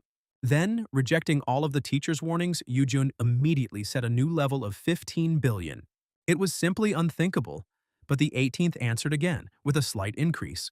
But before he could take it again, the price jumped to 20 billion. Competing with someone who can throw away 20 billion in just a second was impossible. It was clear that this guy was insanely rich. In the end, Yujun won because the fish-headed opponent was unable to accept the bet. This lot was the last one, so the auction ended. Thanks to the inventory bag, the tiger's huge body fit in there without any problems. And the heir and mentor began to return home to the clan. As they walked late at night, Yujin asked her if she knew what it meant to be a straggler. She definitely must have known about the magic towers. The heir continued to speak. The strongest association of mages in the world was at the level of the Holy Sword clan. To succeed in the tower, there were many obstacles to overcome. The requirements were simply off the charts, and the intensity of preparation could rival that of the Holy Sword clan. That's why those who fell away during the process created their own organization and called themselves stragglers. People called them mercenary magicians, but Yujun didn't agree with this. It would be more correct to consider them a criminal organization, he said grimly. They go crazy when they see an object that is even slightly related to magic, and at that very moment a crowd of menacing appearance stands in their way. Number 18, with a fish head and a creepy face, as if his chin had been pinched by a snake, ordered them to put the tiger's body on the ground. Although the person they wanted to rob looked like a boy from a rich family, the criminals hoped to do everything quickly and avoid punishment. The richer the better for them, said the fish-headed man and cast a spell of silence. Han Song-ah also got angry and asked them in a chilling voice if they realized who they were dealing with. But the leader of the robbers simply ordered them to be captured, and the air immediately smelled of thunder when the magic rings appeared. The mages fired a simultaneous volley of dozens of spells. Apparently this was their main tactic, to suppress with brute force. But with the help of the return attack technique, Yujun absorbed all the damage and blocked their attacks. Seeing that all their efforts were useless, the group of second-rate magicians became confused. They tried again, but by this time Yujun had already disappeared from his place. Thanks to the ghost step technique he received from Jia Yan, he instantly appeared next to his opponent, after which he began to return to them the power he had borrowed from them. Although the guy only hit one villain, the ground turned to ice under everyone else's feet, slowing them down. The leader of the losers suddenly realized that this time he had overestimated his capabilities. Never before had he seen such a strange skill, and since they had no chance of winning, his bastard instincts immediately told him that it was time for a tactical retreat. He was the first to volunteer to go to the base for help, thus coming up with a plausible excuse for himself. But the others did not support this idea because it was possible to call for help right from this place. But the madman with the fish head had already fled, not listening to the curses of his accomplices. The rest could not move because of the ice and waited in horror to see what would happen next. Seeing that the leader had escaped, Yujin asked the teacher to look after the small fish. As soon as she nodded, the guy flew into the sky using a skill he had just recently learned. And she noted with envy that she uses it like a professional. This guy was a genius. It was amazing that no one noticed it. Moreover, he knew about the organization of the laggards, which she herself had never heard of. The losers tried to reach the swordswoman with spells. Even though their legs were frozen, they could still cast spells. But the fireball that was fired at the swordswoman was immediately cut in half. And then the guys realized how wrong they had been in this life. Only then did it dawn on them that this girl belonged to the well-known Holy Sword clan. But it was already too late. She walked towards them like an avenging angel and asked them to blame everything on their stupidity and greed. Meanwhile, the fish-headed man threw down the book with the magic skill and ran on. It is not clear whether he lost it or it was a trick. But thanks to this gift, Yujun found out where the lair of the villains and losers was. In each chapter, the location of this base changed, so it was only possible to track them down by provoking them. Especially since there was more than one base, the renegade magicians had wide connections. However, for the matter at hand, this didn't matter at all, the guy decided. After all, at that very moment, people in suits appeared next to him and fell to their knees. They were all managers of the local branch and came to his call. Yujin asked if they saw who entered the building. According to the manager, there were supposed to be no civilians inside. Then the heir ordered to get rid of everyone except for the one who had just run inside.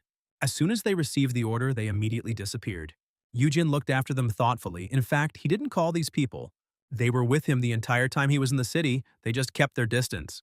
The boy had no doubt that it was his father who ordered him to watch his every step. This was the advantage of playing as Yujun, despite his huge starting difficulty. Who doesn't like absolute power, the guy thought, looking at the rain of broken windows. Inside, all the criminals somehow quickly disappeared. The wounded leader of the magicians was breathing heavily and asked them in horror who they were. Yujin walked inside when all the noise died down. "They are the Holy Sword clan," he said confidently as he stepped out of the shadows. But instead of being horrified, the fish-headed man merely snorted and said that the clan should have continued to sit on its mountain.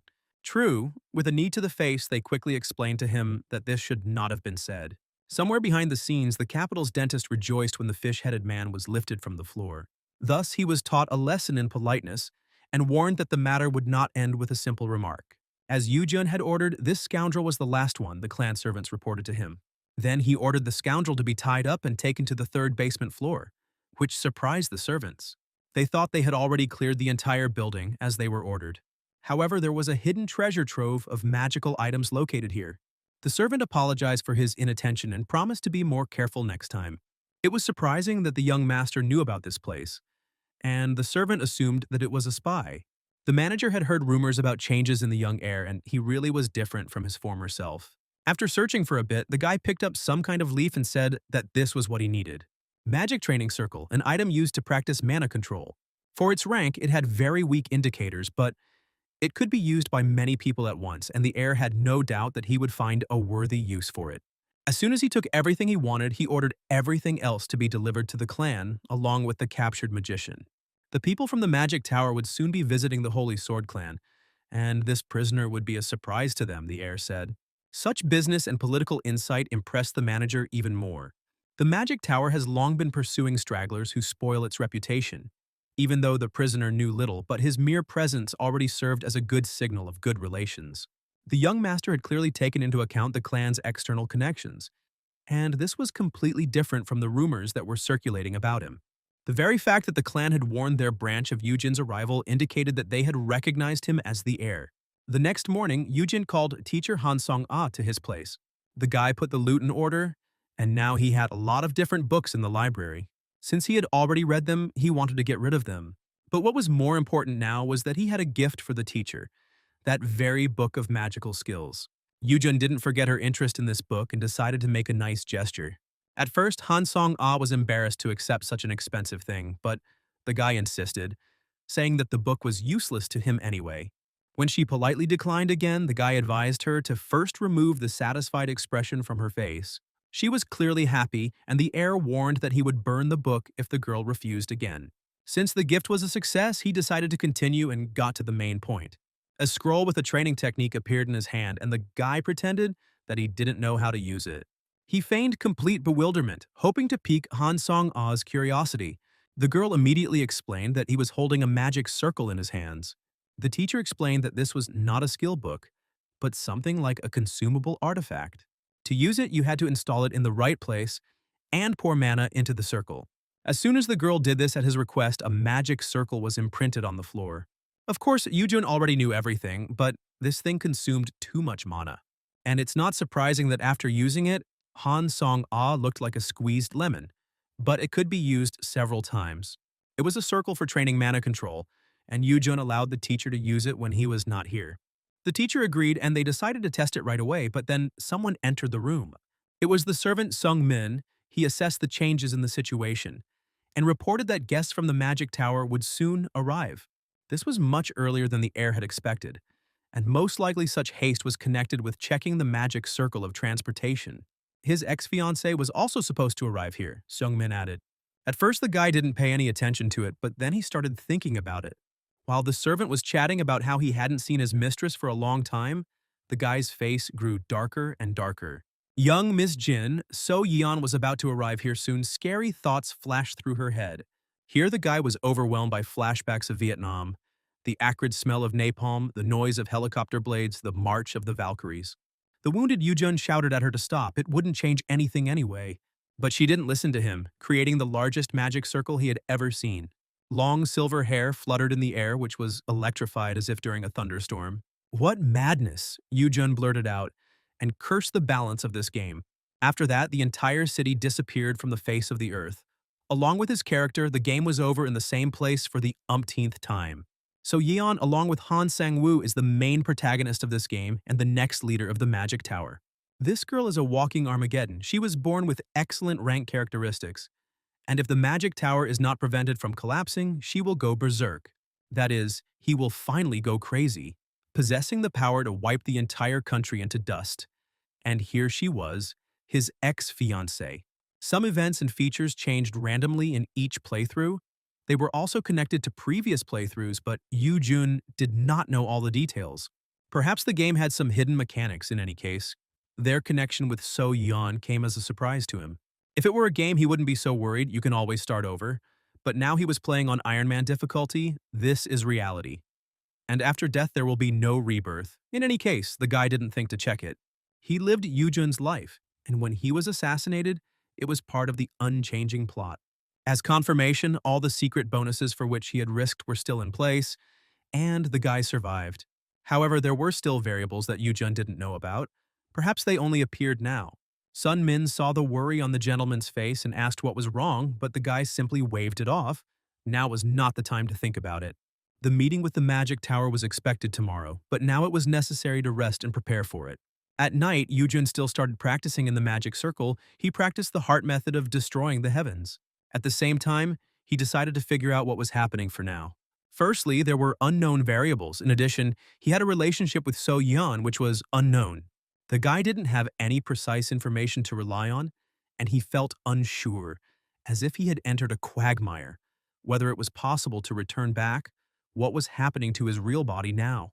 But he believed that once he completed the passage for Baek Yoojun, he would be able to return to his body, so he was determined to survive. "This is the best thing that could be done now," said the guy, throwing on a black robe. The delegation from the Magic Tower was met by Jo Yeon's elder sister. She was constantly yawning and wanted to leave. But because her father locked himself in the training center, she was appointed as the main one in his absence. Father allowed Jo Yeon to receive guests as she saw fit. They also knew that the delegation of magicians would include the famous sorceress So Yeon, who had some unknown need for their lonely mountain. No matter how much they thought about it, they still didn't understand why the legacy of the tower chose this place. And then a teleportation circle appeared on the ground. Then Yoojun himself came to the clearing, surprised that his sister had arrived so early. She wasn't very happy to see him. From being a cute little brother, Yoojun had recently started to act very strangely. It did not escape her notice that Master Han Song-ah, his constant mentor, and the teacher bowed politely. Jo Yeon herself asked her to teach her, but she refused, and now it turned out that she changed her mind in favor of her brother. Yoojun answered for her, saying that sometimes people's opinions change and he is simply better than his sister. These words, thrown out with a challenge, made Do-yeon frown. However, the sister knew how to control herself, and after a pause, she softened, saying that now was not the time for this. And indeed, the circle had already been activated, which meant that the guests were on their way. Yoojun decided that there was no need to be nervous, and kept his composure. He just had to do everything the same way as in the game. As soon as the light of the circle went out, several people appeared in it, led by a silver-haired girl. While she instructed her people to check the return circle, she herself went to the meeting. The last time So Yeon met Yoojung was at a conference last year, so it had been a long time since they had seen each other, but they were on good terms. They greeted each other like good friends. But when Yujun approached, the conversation died down and So Yan stared at him. She quickly approached him, and the guy, not knowing what to do, became slightly embarrassed. In an uncertain voice, he also greeted her, calling her by name. But such a simple address surprised the girl. Apparently, he had never spoken like that before. Yujun was immediately horrified, realizing that he had made a mistake, and did not know how to fix it. He tried calling her Nuna, but calling her sister made it worse, and So Yan frowned. And then the guy realized how badly he was in trouble, and the cherished thought flashed through his head: the game is over. According to Hansong Ah, Yujun got along well with the sorceress, and she even liked him. This meant that they had not broken up because of a quarrel, the guy assumed, and according to the mentor, the head of the clan had contributed to their breakup, but he had acted unilaterally.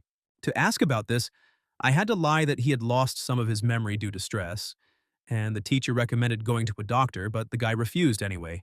There was only a laxative and cough syrup, and without a signature. According to the mentor, Yujun was on good terms with So Yan, so now the guy was completely confused. Since things had reached the point of confusion, he simply decided to act in his own way, and immediately got down to business, asking the sorceress about the purpose of her arrival. So Yan nodded and raised her hand to cast a spell. She created beautiful snowflakes and stated that she wanted to hone her new power. The area was great for training because it was remote and cold. Apparently, in order to get to the colder part of the mountains, a guide was needed. Yujo immediately refused, citing her busy schedule, and then Yujun volunteered to help. The sister was surprised because her brother knew little about the mountain, and wolves had recently bitten him there. But Yujun insisted that he knew the coldest place in the mountains because he had read a lot. The sister didn't object. She wasn't going to waste time on it anyway. The boy asked Teacher Han to go with them, and she agreed. So Yeon, who was wearing a light cape and an open top, volunteered to go right away. Yujun agreed, but first he wanted to show her something, a small gift. The gift sat in the closet with his mouth tied and shivering from the cold. For a while, So-yeon looked at him as if he were worthless. "So the missing one has been found," said the heiress of the magic tower affectionately. She promised to take him back to the tower, and the prisoner began to beg to save him from such a fate. It was better to die. The departure to the mountains was postponed until the morning of the next day. Walking through the mountains at night where there were lots of monsters was not the best idea. One day would not solve anything.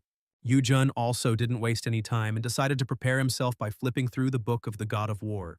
He was also led to Mount Sorak by a task that could be completed there, under the pretext of accompanying the sorceress. The wily ice ghosts have accepted him as their friend if he has the right mark on him.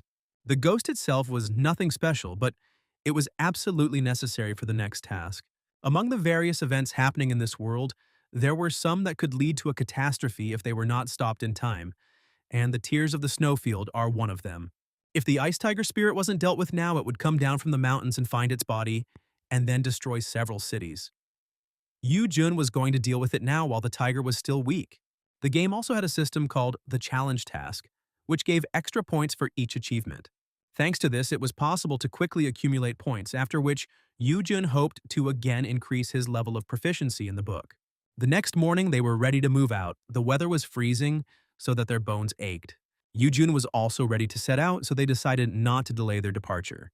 However, So Yan did not immediately understand why the guy had so many things with him. It was as if he was going on an expedition to the North Pole. Without going into long explanations, the guy promised to tell everything on the spot. While they were walking along a forest path, a snowstorm began, and it was so strong that it completely blocked their view.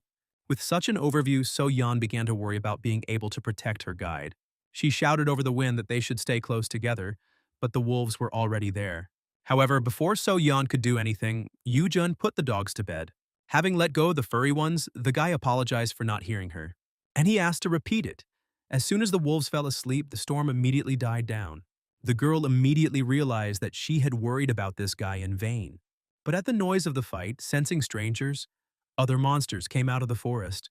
As soon as the first of them appeared in the clearing, he immediately received a hole in his body. So Yeon's rays of goodness pierced them through, 2 or 3 in a row. "But this is not the end," said the silver-haired sorceress. Enraged by the sudden attack, the entire tribe of frost ogres fell from the forest. Then the sorceress gathered a huge magic circle behind her back, and it flared up like napalm. Nothing warmed the morning like a raging flame. The monsters tried to escape, but So Yeon's hand flamethrower incinerated them all. This sorceress is still incredible, Yujun thought as he warmed his hands by the fire. Even at the very beginning of the game, she was so incredibly strong, that it could be considered cheating. But not all monsters were affected by fire in the same way. There were also those who were not afraid. A pack of wolves intended to have dinner with a weak-looking man. The more people fought, the more monsters came running here from all around. A couple of wolves decided to jump on So-yeon while she was distracted. But at that very moment, Yoo-jun heroically dealt with them and protected the beauty. The old wolf with a scar on his face grinned angrily at the failure that had befallen them. There were more and more of them, and then Yoo-jun promised to deal with the dogs. At this time, So-yeon had to finish off the remaining goblins. With his fists of fiery power, the guy quickly dealt with the leader. But by the time he had dealt with it, So-yeon had already turned the entire clearing into a terrifying ashes and sat down to rest on a stone. Just like in the game, this girl always made a mess of the battlefield. While they were resting, the guy gave her a bottle of potion to restore her strength. So Yeon was surprised by such care and noted that he had changed a lot, which made the guy shudder, deciding that he had made a mistake again. In the past, he followed her around calling her sister, but now he has become insolent. She praised him for not only handling the burden but also taking care of her. But Yoo-jun again didn't understand what she was talking about. In the past, they often discussed each other's life situations, so Yeon reminded him in surprise. The boy cried constantly because he could not live up to his father's expectations. Now Yoo-jun understood the Holy Sword Clan and the Magic Tower were similar to each other, but with a slight difference, the successor position in the tower was given to the strongest among all. Absolutely anyone could try to take the position, so Yeon was under a lot of pressure due to her father being the current head of the tower, so she and Yoo-jun were in a similar position. However, the guy still couldn't know exactly what they were talking about and decided to change the subject for now. Since they had rested, he suggested moving on immediately, and So-yeon was surprised by such haste. There was no point in staying here since they were almost there, the guide said and smiled, after which he offered to take her there. So-yeon looked at his back and thought, before, this guy was said to have no talent at all. But the way he dealt with the wolves said something completely different.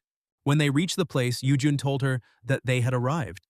Nothing seemed to have changed, the same forest and snowdrifts all around. But when the snowstorm died down a little, So-yeon saw a wall of ice in front of her. Surprised, she asked what kind of place it was because she didn't know about it. There was something inside that didn't feel human, so she decided to check as always. So-yeon had a good sense. She used detection magic and found the ice spirits without any difficulty. The sorceress decided that they were monsters, but the guy immediately corrected her. They entered the cave, and at the entrance, they were met by strange creatures who could speak. The spirits began to argue whether people were friends or enemies. This discouraged the girl even more because if they weren't monsters in front of them, then who were they? The boy explained that they were fairies of some sort and extended his hand with the snow mark to the spirits. Having smelled her, the ghosts took him for their friend, as the system promised. Ice spirits were engaged in sending the souls of the dead to the afterlife on Mount Sorak, and then Yoo-jun asked them what they were doing here. The spirits complained to him that their house was captured, and strange creatures came and killed their friend, and they were also scary and evil. Their friend had died, and now could not enter the spirit world, the fairy ghosts told him. But these spirits were somehow different from the fairies that So-yeon knew, so she treated them with suspicion. The spirits told their friend that an evil grudge was hiding in the cave, that it was getting angrier every day, and that it needed to be urgently sent to the next world. Yoo-jun offered his help, and the spirits said that they needed the body of the snow tiger, because all souls are attached to their bodies, so they could subdue and purify it. Since it was simply necessary to subdue him, Yoo-jun immediately took out from an invisible pocket the carcass of a huge tiger that he had bought at an auction. So Yeon was quite surprised, but now she realized that she had been right to be wary earlier. The guy was obviously using her to help the fairies because there were too many coincidences. The guy was embarrassed and began to make excuses, but it was hard to argue that he had simply taken the tiger carcass with him just in case. He asked her to wait because in the end she would understand everything, and the girl agreed to go further. As they approached the evil spirit's cave, the others became nervous but still moved forward because they had to pacify him. The situation looked even worse than Yoo-jun had imagined. The sorceress already understood that the impudent fellow was simply counting on her support, and the guy nodded and replied that this was the best place to accumulate magical power. Even though she didn't want to, she was forced to admit that he was right. Now So-yeon understood why she was brought to this place. Just the howling of the evil spirit gave her goosebumps. The local magical power caused a terrible chill, so it was perfect for training.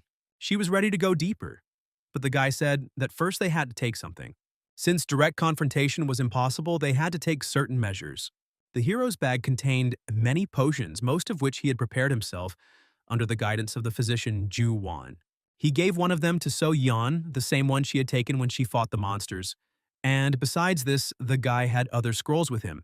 So Yan thought again, the amount of magical power inside her was growing, and the potion the guy gave her was also working. At first, she thought he had just gotten stronger in martial arts, but now she realized that the guy had definitely grown. The spirit of the evil of the slain monster radiated enormous power that struck like lightning from its sharp spike on its back. The ghost bared his toothy mouth and came out to meet the impudent little people. He walked slowly, and So Yeon already thought that they were simply not noticed.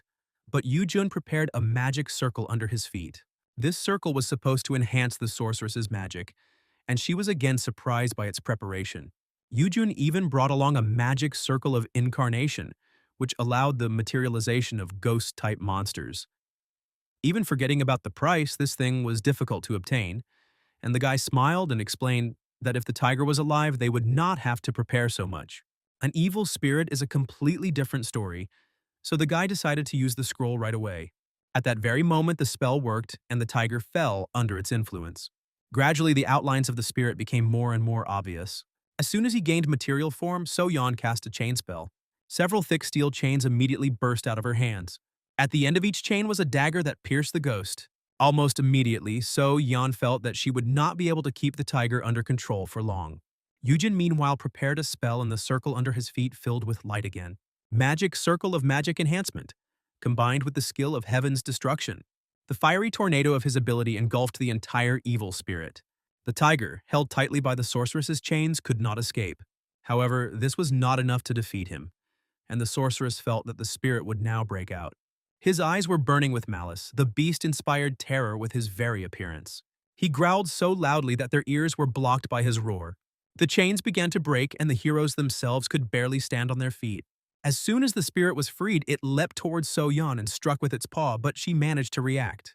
Yoo-jun felt the same way. Every attack from this monster was deadly, even if he just gets hit while the spirit deals with. So Yeon, the sorceress, pinned the monster down with a gravity-enhancing spell. He almost used his breath, but Yoo-jun managed to land a punch to his jaw and interrupted the ability. Before the spirit could repay him, So Yeon managed to move the boy closer to her. The tiger recovered very quickly from the attack and the sorceress was nervous, but Yoo-jun told her that everything was under control. He just had to hit harder. And thanks to the system, he combined the two striking skills again. But one such blow was clearly not enough, and the guy decided to add a spinning shot. This one already worked well, and the tigers flew off to polish the floor. Once they immobilized him again, So Yeon could burn the tiger with napalm again. The spirit felt unwell and like a turkey at Christmas. But even after such treatment, beaten and with scorched skin, he still did not give up. So Yeon suggested retreating and Yoo-jun agreed with her, although it may have seemed like their actions had no effect. This was not the case. The snow tiger was not a real beast. It was just a spirit, the boy said. The tiger controlled the souls of other creatures and directed them to the right world. He could also use this ability in battle no matter the damage. He could quickly recover by absorbing the souls near him.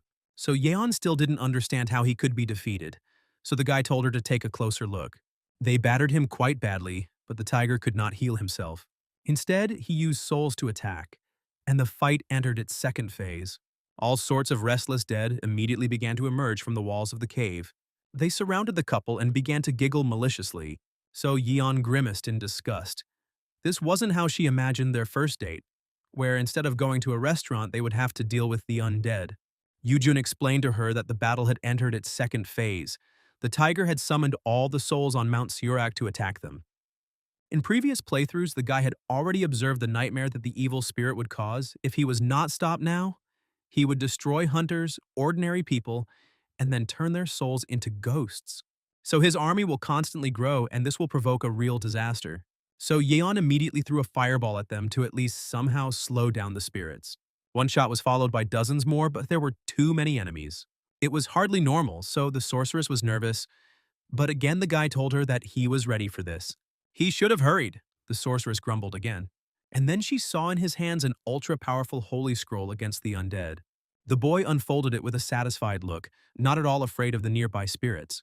He spread his hands out to the side as if in prayer, and the cave filled with soft light. All the spirits immediately became dirty spots and spread throughout the cave like ink. The Sphere of Light was a precious scroll that her father had personally given to the head of the Holy Sword clan, and so Yan was amazed that it ended up in the boy's hands. He confessed to the theft without a twinge of conscience and even grinned smugly.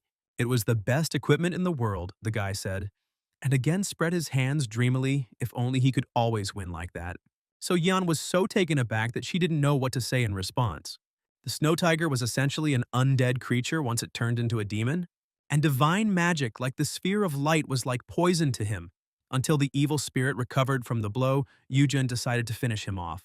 Now his time has come, said the boy and jumped straight towards the spirit with a fiery fist.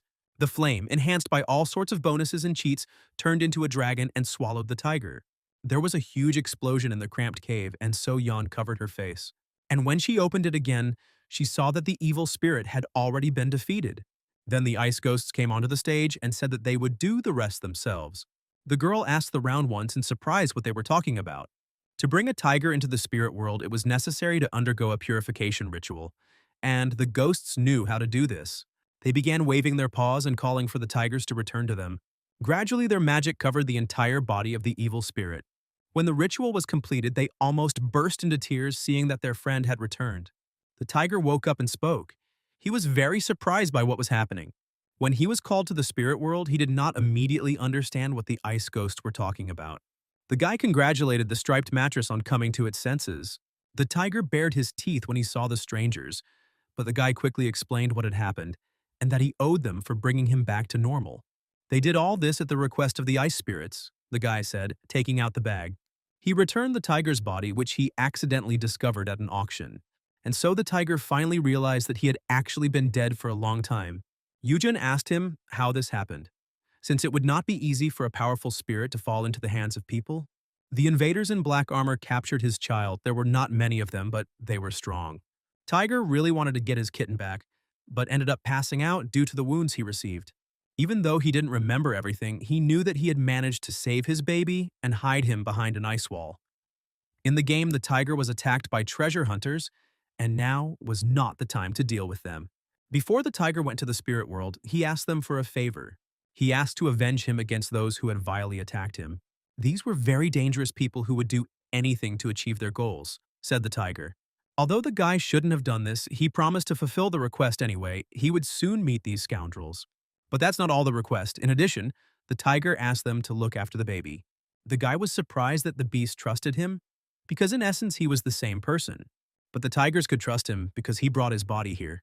And he also helped the ice spirits and thus saved him. Although to do this I had to beat the spirit. The boy appreciated the level of trust, but again warned that he was too weak to protect the baby. Then the tiger promised to help him with this in exchange for fulfilling the request. And this was exactly what Yujin was waiting for. A light force similar to a blue star entered his body.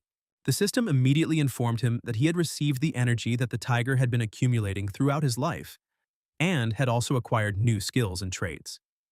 Now he did not need heating. So Yeon also felt that his magical energy had increased sharply, and the area around the guy had become cool. "The time has come," said the tiger, and began to slowly disappear. For the spirits that constantly appear and disappear, death was a trifle. However, getting used to the separations was not easy, the tiger said. So the guy realized that the striped one had already been to the spirit world. Yu-hun asked the tiger to stay behind to show him how he would find his baby since they had made a deal. It was stupid and reckless, but the tigers agreed to wait and disappeared. The ice spirits asked the boy if he was really going to the spirit world later. It was impossible to get there in a living body, but they also had a gift for the hero, and they gave him the ability to enter the spirit world and back, which also strengthened his connection with other spirits. It didn't have any effect right away, but it could come in handy in the future. After this, the ghosts left after the tiger to guide him on his way to the spirit world. So Yeon asked if that was all, but the guy replied that it wasn't yet. The guy walked towards the ice wall, although it looked solid. As soon as he touched her, a passage opened up there. Inside lay a small wounded tiger cub, barely breathing, looking bad. First, the baby needed to be cured before it was too late. The wound looked bad, but with the help of his knowledge of herbs, the boy was able to treat it correctly, after which he gave the baby water with a healing decoction. So Yeon was amazed again by his skill. The guy seemed to have become a different person. This was a potion Yujin had kept in case he himself was seriously injured, so its effectiveness was quite high, It was simply astonishing that someone would dare to touch such a small child. Most likely, they were treasure hunters who searched dungeons all over the world and plundered the dwellings of spirits. They will soon cause another incident that will lead to the first big event. Ironically, it would be better to let them cause mischief. Stopping the villains was almost impossible, and if you did, the consequences were unknown, so now the guy had a mountain of work. Since he had resolved his issues, the sorceress asked him to take care of her request as well. But the guy pointed out to her the cold of this cave. Over the years that the ice tiger had lived here, the walls had accumulated his power. Of course, the sorceress felt the power, but someone had to guard her while she collected energy, and also pay for the fact that she was forced to work for free. The guy explained that he had the opportunity to help her, even while he was taking care of the baby. But the girl no longer heard him. She thought only of the little red tongue that he stuck out contentedly when he was given something to drink. Yujin suddenly realized that no one was paying attention to him at all. Later, they went together and the guy covered for So Yan while she did her own thing. She promised to finish in 3 days and the hero did not object. Like the Holy Sword Clan, the wizards also had their own breathing techniques that they used to accumulate strength. And one of the reasons why So Yan was chosen as the successor is precisely because she is extremely skilled in using this technique. So Yan herself hid in a dense protective onion, and the guy was amazed at such precaution. As soon as she withdrew into herself, Yujun decided to check his statistics. For a long time, his skills had grown a lot. Magic power has increased by 1 level. If the speed is maintained, it will reach the 2nd rank before Yuteran returns. It was not bad, although there was still room for improvement, because the Path of Heroes is a game with a rapid increase in power. Especially from the middle part, nightmare monsters begin to appear, for which even the 1st rank is not enough. But now the guy had a reliable ally who was still sleeping curled up in his arms. After everything, he thought he would rest because the day had been very difficult. However, Walking Dead appeared behind him. Luckily, he was able to deal with them and successfully waited for So Yan, although he really wanted to sleep. As she said, she finished it in 3 days, although there was quite a lot of mana here. So Yeon thanked him for his help, as it allowed her to focus on absorbing mana. Seeing how many monster bodies were lying around, she realized that the guy had done a good job too. Although she was no match, he replied, and asked the girl how she felt. So Yan replied that she felt well refreshed, and there was a noticeable coldness emanating from her body. Yujin had no doubt that the powerful sorceress had become even more terrifying during this time, even though she spoke about it so calmly. The tiger cub in his arms let out a long yawn. In the hands of his new guardian, he felt much better and looked good. Here the cat woke up and jumped out of the guy's arms, only his striped tail flashed. The girl thought it was because of her because she came too close, but the baby must have simply sensed the presence of his parent. And then he burst into tears, realizing that he was no longer there. Eventually, the robber's actions took their toll on his psyche. The boy explained to the child that his parent was already in the spirit world, and he was left to look after him. The kitten began to meow pitifully again, as if he understood what was being said. Yujin said that he knows where they are and will help the tiger cub meet his parent, after which he invited the kitten to go with him and began to wait. The tiger cub thought and immediately jumped into the guy's arms, clinging to him, his whole body trembling. It wasn't surprising since his family had died, but it was hard for So Yan to understand the feeling of sadness over the death of a relative. In the Holy Sword family, fratricide was allowed on the path to leadership of the clan. The Magic Tower was also a place where family ties meant nothing, so Yujun himself understood the girl's cold detachment. Then the guy told her that in general, it is sad when someone in the family dies. Here Yujun thought, the baby in his arms and his body had a very strange fate. At sunset, they returned to the Holy Sword clan. Fortunately, the weather was calm. All the household members were delighted to see the heir safe and sound. The boy was surprised that Sung Min and the teacher had been waiting for him all this time. But then they noticed that their master had suddenly gained weight during this time. Then the guy showed them what was going on and said that his belly was temporary. This cuteness immediately knocked Han Song-ah out of action, but the servant thought that his master had taken up poaching. He scolded him for such an unworthy occupation, even though the tiger was rare to see. Meanwhile, So Yan was providing first aid to Master Han as best she could. Yujun stopped listening to them all. He wanted to quickly go to his chambers and rest. Wanting to take better care of the cute baby, so Yehan stayed with the clan for another 3 days. But the young heir was not able to rest. In the middle of the night, he was awakened by some noise. The little demon led a nocturnal lifestyle and simply went crazy, scratching the entire room. Yujin called him a snow shadow. Thanks to the doctor's treatment, the tiger quickly returned to normal and began to show his beastly nature. As a spiritual being, he understood perfectly well what was being said to him, but he completely ignored it. and in general behaved like any decent cat. Here the tiger cub suddenly became quiet and stared at the guy with burning eyes. Yujin asked him what he was thinking, but he ignored his guardian again, after which Yujin received a heavy paw to the face. Even though the tiger cub was small, he was still very strong. There was no particular difference between the spirit and the cat. The essence was one straight from hell, so the guy already dreamed of being simply killed. Then Sun Min knocked on the door and said that he had found the person the master needed. It was good news since the information was confirmed. The guy said he would be there. Three gangster-looking men were knocking on someone's door despite it being late at night. This was in Busan. Tired of knocking, they broke down the doors and entered, causing the owner of the house to shrink in horror.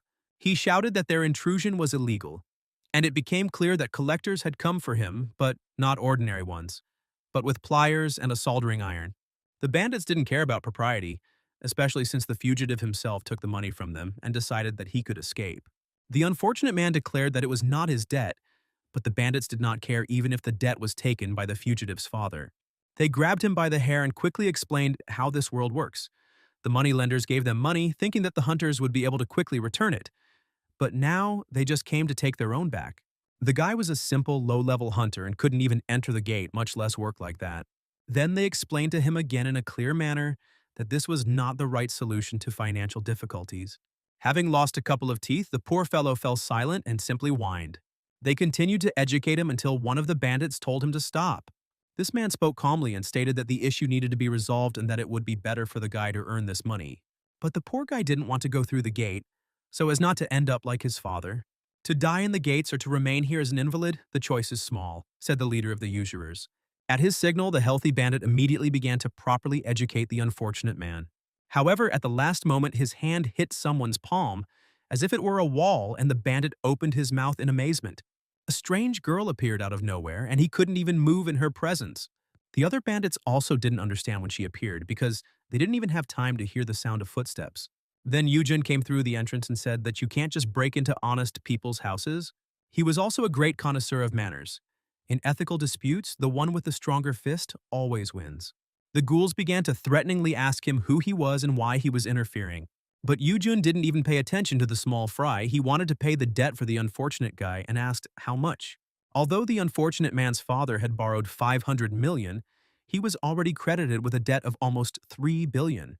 The head of the moneylenders reminded the poor fellow about the interest, which is why you always need to choose your creditors wisely. Then Yujin offered them two options. The first was to take 500 million and leave. The second was to leave on a stretcher and pay the hospital bills for a long time. And he recommended the first one, but received a decisive refusal in an extremely provocative and obscene manner. The moneylender threw a cigarette butt at him and declared that the system doesn't work that way, and the issue of interest is fundamental to their trade. He mumbled something else about the correct count, but the arithmetic lesson was interrupted by a lesson in good manners on how to behave with the heir of a great clan, played by Han Song-ah. Disrespect for the master is punishable by death, she said, sending the leader to level the walls with his body. Here the bandits realized that they had run into another organized group that was too tough for them. The leader felt unwell and dropped out of the negotiations for a good reason. Han Song-ah then moved on to the next target, rightly assuming that he had been left as a deputy. She looked at him with such a piercing gaze as if she wanted to pierce him on the spot. This made all the sphincters in the poor guy's body tighten and he suddenly started to float. The last bandit escaped, and Yujun ordered to follow and find their headquarters, then take all the money and return it to the victims of the loan sharks. Turning to the victim, whose name was Hyun Suk, the heir asked him how he was. Yujun confessed that this guy's father saved him once, and this is a kind of debt repayment. That's why Yujun came here even though things didn't turn out the way he expected. The heir asked Hyun Suk where his father was, but he could not say anything about it. The boy was worried that his savior would have problems, but the heir explained that he had already sent a reliable person to resolve all issues. Hyun Suk then said that he would be happy to repay the debt, although Yujun did not ask for anything in return.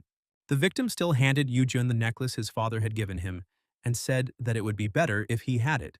This was exactly the thing that Yujun was aiming for, so he happily accepted the quest item. After returning to the clan, Han Song-ah reported that she had cleared out all the trash that was bothering people, and there was no one worthwhile among them. The mentor was disappointed because he wanted to try out his new magical skills, but never got around to it. The heir consoled her that the opportunity would soon present itself. Then she noticed a new medallion on his neck that she had not seen before. Although it looked like that, it was actually sealing magic. With the help of So Yan, who still hadn't returned to the tower, they studied the item. She frowned, realizing that she was being used again and completely for free, and she warned that next time he should come to the tower for help. At these words, the guy remembered that very event. In order to unravel the power of the item's purpose, its seal had to be broken, and So Yan asked to wait. When she did this, the medallion began to glow brightly with a golden light. Hansong Ah let out a surprised cry when she realized what that thing was. The medallion turned into a monocle, which helped the emperor to keep an eye on people. This thing served as the observer's eye. It was only the first artifact, but Yujun smiled greedily at the fact that he got it so easily. There were special items on the hero's path. Artifacts were distinguished by the fact that after their use, the effects could not be cancelled.